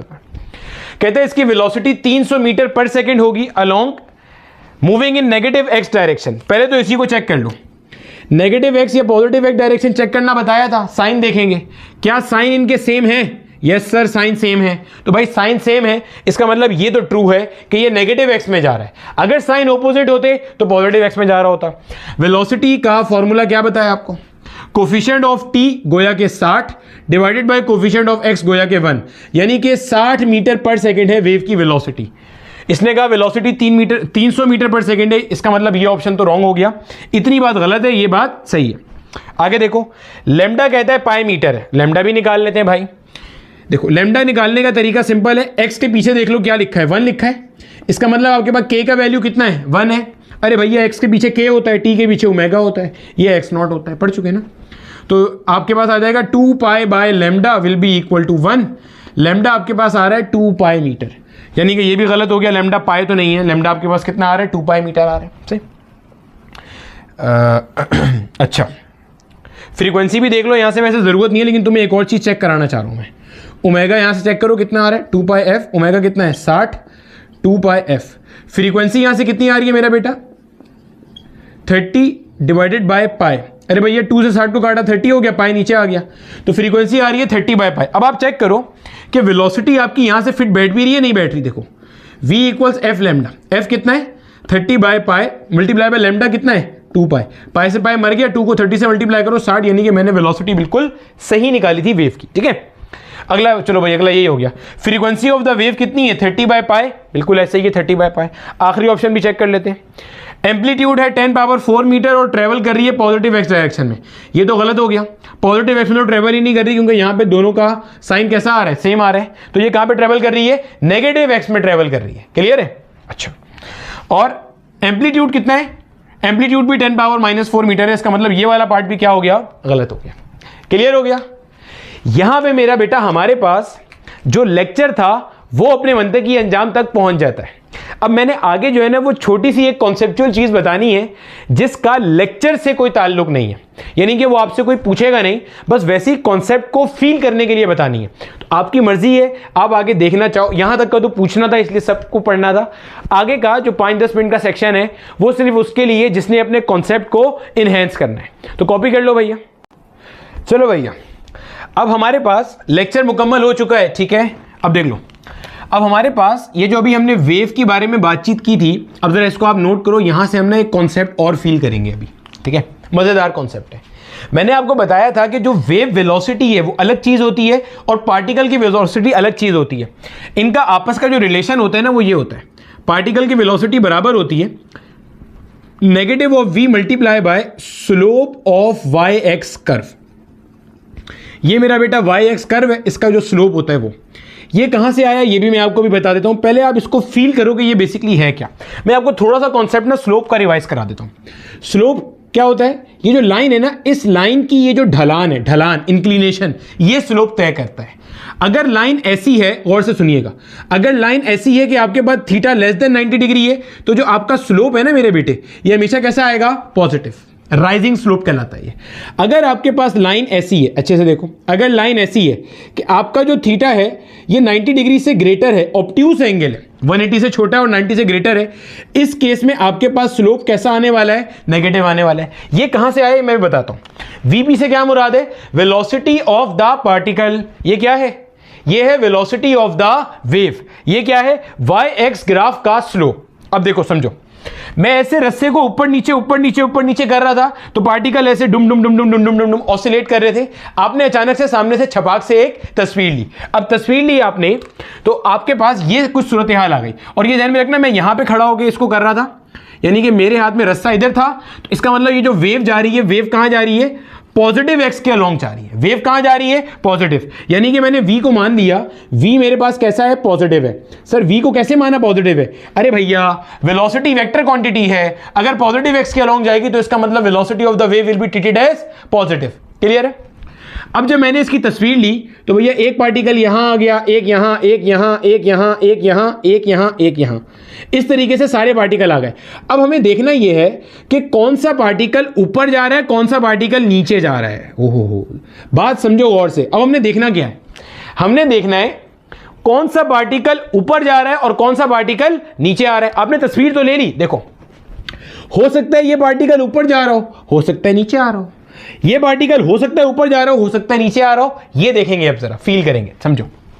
अगर मेरा बेटा मैं इस वाले पार्टिकल की बात करूं, देखो ये तो मीन पोजीशन पर है ना अभी फिलहाल, इसको दफा कर दो। अभी ऊपर देखो इसको, अगर मैं यहां पे स्लोप डिजाइन करूं, भैया किसी भी कर्व पे स्लोप कैसे बनाते हैं, टेंजेंट ड्रॉ करके। भैया टेंजेंट ड्रॉ कर दिया, ये आ गया टेंजेंट।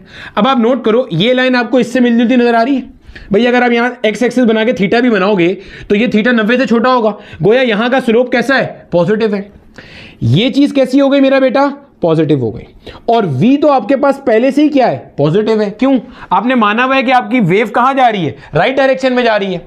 तो गोया के आपके पास वेलोसिटी ऑफ द पार्टिकल कैसी आ रही है, नेगेटिव आ रही है। अरे भैया ये पॉजिटिव, देखो स्लोप पॉजिटिव है इसका, ये वाला स्लोप पॉजिटिव, और ये तो पहले ही पॉजिटिव है, तो माइनस साइन तो बच जाएगा। इसका मतलब इसकी वेलोसिटी क्या आ रही है, नेगेटिव। गोया कि इसकी वेलोसिटी डाउनवर्ड डायरेक्शन में। गोया कि ये वाला जो आपका पार्टिकल था ये कहां आ रहा है, नीचे आ रहा है। फिर सुनो, फिर समझो, चलो फिर समझते हैं। ये वाला पार्टिकल जो आपका मीन पोजीशन पर है ना, इसको देखो भैया, मीन पोजीशन पे आके रुकता तो नहीं है ना कोई पार्टिकल, या तो मीन से प्लस एक्सट्रीम की तरफ जाता है या मीन से माइनस एक्सट्रीम की तरफ आता है। अब देखो यहां पे इसका स्लोप देखो, स्लोप पॉजिटिव है, ये लाइन देखो स्लोप पॉजिटिव है, गोया ये चीज पॉजिटिव है। वेव यहां जा रही है, गोया ये भी पॉजिटिव है, यानी कि इसकी भी वेलोसिटी कैसी आ रही होगी, नेगेटिव डायरेक्शन में आ रही होगी। यानी कि ये वाले सारे पार्टिकल नीचे आ रहे हैं, ये वाले पार्टिकल नीचे आ रहे हैं सारे, ये पार्टिकल नीचे आ रहे हैं सारे। क्लियर हो रहा है, ये पार्टिकल सारे के सारे कहां आ रहे हैं, नीचे आ रहे हैं भाईजान, ये पार्टिकल नीचे आ रहे हैं। अब इसके बारे में बात करें, ये पार्टिकल अभी रेस्ट में है। पूछो क्यों, इसलिए कि ये एक्सट्रीम पॉइंट पर है। चाहो तो चेक भी कर सकते हो, भैया यहां पे अगर मैं स्लोप बनाऊंगा तो ये स्लोप ऐसा हो जाएगा, ये तो बिल्कुल एक्स एक्सिस के पैरेलल है। अरे भैया अगर कोई भी लाइन आपके पास ऐसे एक्स के पैरेलल हो जाए तो उसका थीटा क्या हो जाएगा, जीरो हो जाएगा, और स्लोप भी जीरो हो जाएगा। स्लोप कैसे आता है, टेंजेंट थीटा से टेंजेंट जीरो जीरो होता है। तो भैया यहां पे आपके पास स्लोप क्या हो गया, जीरो हो गया। तो इस वाले पार्टिकल की तो वेलोसिटी क्या है, जीरो है रेस्ट में। अब इसको देखो जरा, इस वाले को देखो, इसका देखो, अगर मैं टेंजेंट ड्रॉ करता हूं, टेंजेंट ऐसे आएगा। अरे भैया ये देख, टेंजेंट ऐसे आएगा, ये टेंजेंट होगा, इसका देख थीटा ऐसा बन रहा है, ग्रेटर देन 90 डिग्री। स्लोप कैसा है, नेगेटिव। अब समझो यहां पे स्लोप हो गया नेगेटिव, और वेलोसिटी तो पॉजिटिव है क्योंकि आपके पास पार्टिकल की नहीं, वेव की, वो इधर जा रही है। प्लस माइनस जा माइनस, और एक माइनस पहले से लगा हुआ है, माइनस माइनस जा प्लस, माइनस माइनस जा प्लस। गोया ये वाला जो पार्टिकल है ये जा रहा है ऊपर, ऐसे ये भी जा रहा है ऊपर, ये भी जा रहा है ऊपर। ये रेस्ट में है क्योंकि ये एक्सट्रीम पॉइंट पर है। ये पार्टिकल जा रहा है ऊपर, समझना, ये जा रहा है ऊपर, ये जा रहा है ऊपर, ये फिर रेस्ट में आ गया।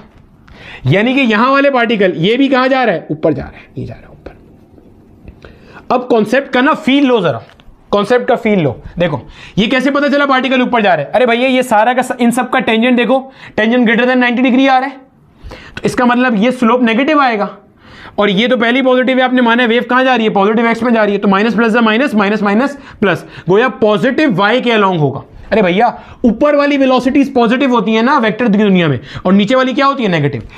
ये है एक्सट्रीम पॉइंट, ये वाले पार्टिकल अभी एक्सट्रीम की तरफ जा रहे हैं, ये वाला पार्टिकल नेगेटिव एक्सट्रीम से मीन की तरफ आ रहा है, ये वाला पार्टिकल मीन से पॉजिटिव एक्सट्रीम की तरफ जा रहा है, ये वाला पार्टिकल मीन से उठ चुका है और पॉजिटिव एक्सट्रीम की तरफ जाने के रास्ते में है, ये वाला पार्टिकल एक्सट्रीम से नीचे आ रहा है, ये पार्टिकल मीन पर है, मीन से नेगेटिव एक्सट्रीम पे जा रहा है। कॉन्सेप्ट का फील आया? अब देखो भैया ये चीज कैसे प्रूव होती है इसको भी मैं आपको बता देता हूं, समझ लेना। देखो आपके पास वेव इक्वेशन क्या है, y is equal to x not sine omega t minus k x, यही थी। अब मैं क्या करता हूं, मैं इस पूरी एक्सप्रेशन को एक बार डेरिवेट कर रहा हूं विद रिस्पेक्ट टू टाइम, ठीक है, समझ लीजिएगा। ये बनेगा डावा v बाय डावा t। सर डावा क्या होता है ये भी समझा दूं जरा। देखो भैया एक तो डेरिवेटिव होता है d, एक डावा होता है। अगर एक ही वेरिएबल है पूरी इक्वेशन में तो उसको आप डेरिवेट करते हो with respect to that single variable.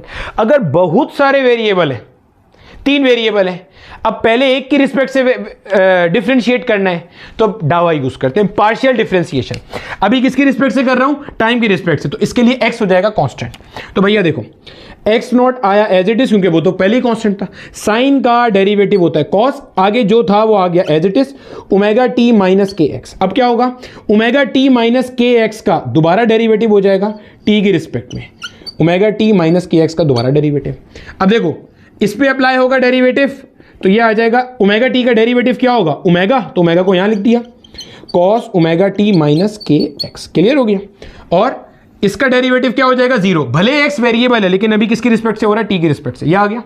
अब ये चीज क्या है मेरा बेटा, ये पार्टिकल की वेलोसिटी है। पूछो क्यों, ये पार्टिकल की वेलोसिटी क्यों है? अरे भैया अगर डिस्प्लेसमेंट को with respect to time derivate करते हैं तो क्या मिलेगा, पार्टिकल की वेलोसिटी तो मिलती है, और क्या मिलता है, आ गई ये पार्टिकल की वेलोसिटी। यही तो मैं आपको जब से सिखा रहा था करना, ठीक है, ये हो गया। अब देखो इसी चीज को अब की बार मैं डेरिवेट कर रहा हूं विद रिस्पेक्ट टू एक्स। क्यों सर, समझो, डावा y बाय डावा x, ये मेरा बेटा इस ग्राफ का स्लोप होगा। क्यों सर, अरे भैया स्लोप क्या होता है, सोचो स्लोप क्या होता है इसका, अगर मुझे स्लोप निकालना है, स्लोप क्या होता है, आपने स्लोप का फॉर्मूला पढ़ा है, delta y by delta x। Delta x की वजह से y में कितना चेंज आया, x में ये चेंज की वजह से y में क्या चेंज आया, इसी को अपन लोग ऐसे भी कहते हैं dy बाय dx। जब एक वेरिएबल अकेला x हो, अगर अकेला वेरिएबल नहीं है, यहां पे 2 वेरिएबल है ना भाई, एक t है एक x है, तो अब यही चीज क्या कहलाएगी, डावा y बाय डावा x।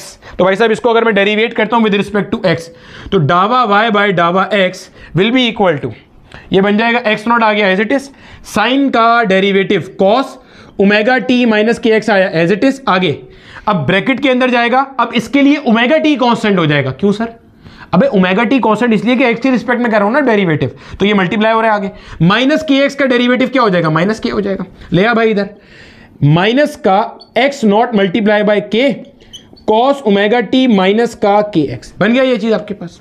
और ये आपके पास क्या है, डावा y बाय डावा x, ये क्या चीज है, ये आपके पास स्लोप है। क्लियर हो गया। अगर मैं इन दोनों को डिवाइड कर दूं, एक इसको एक्सप्रेशन 1 और एक इसको एक्सप्रेशन 2, अगर मैं दोनों को डिवाइड कर दूं, समझिएगा जरा यहां पे देखो भैया, डिवाइड करते हैं। यहां पे अगर मैं डिवाइड करता हूं vp डिवाइडेड बाय, और यहां पे क्या है, उल्टे हाथ पे स्लोप लिखा हुआ है, vp के आगे क्या आएगा, यह आ जाएगा x naught omega cos omega t minus का के एक्स, होल डिवीजन में आता है, ये आ जाएगा माइनस का एक्स नॉट इंटू के कॉस ओमेगा टी माइनस का के एक्स। क्लियर है, एक्स नॉट से एक्स नॉट मर गया, इस पूरी वैल्यू से पूरी वैल्यू मर गई।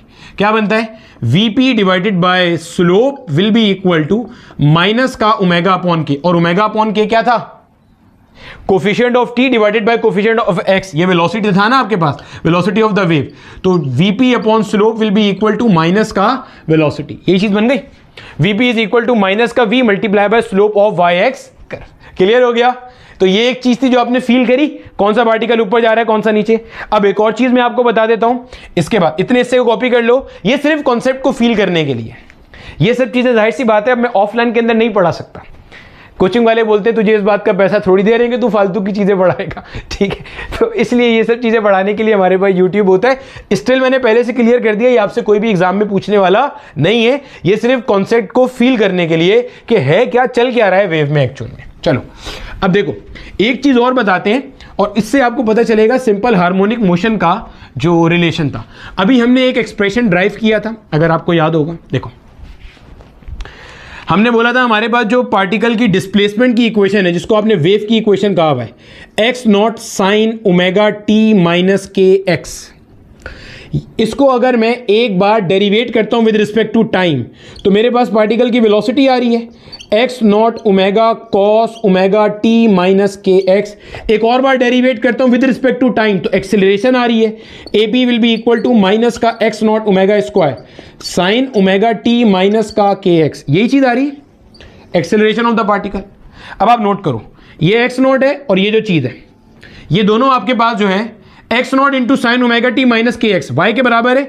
ए पी बन जाएगा माइनस का ओमेगा स्क्वायर इंटू वाई, यानी कि आपको नजर आ रहा है जो पार्टिकल की एक्सेलरेशन है that is directly proportional to minus y. अब जरा समझिएगा, इसी चीज को मैं दोबारा डिजाइन कर रहा हूं। अब आप देखो मेरा बेटा, जितने भी पार्टिकल्स आपके यहां पर हैं, इनको देखो, जितने भी पार्टिकल्स आपके मीन पोजीशन से ऊपर की तरफ हैं, इनके लिए डिस्प्लेसमेंट पॉजिटिव होगी, हाँ या ना? अरे भैया जो ऊपर है इसकी जब आप वाई एक्सिस पे डिस्प्लेसमेंट पढ़ोगे पॉजिटिव होगी ना, तो इन सारे पार्टिकल्स की जो डिस्प्लेसमेंट है वो पॉजिटिव है, और जो एक्सेलरेशन है वो यहां होगी नेगेटिव होगी। क्यों सर? अरे भैया यही तो मतलब है एसएचएम का। ये क्या लिखा है? इसका मतलब है जब y पॉजिटिव है तो a नेगेटिव है, और जब y नेगेटिव है तो a पॉजिटिव है।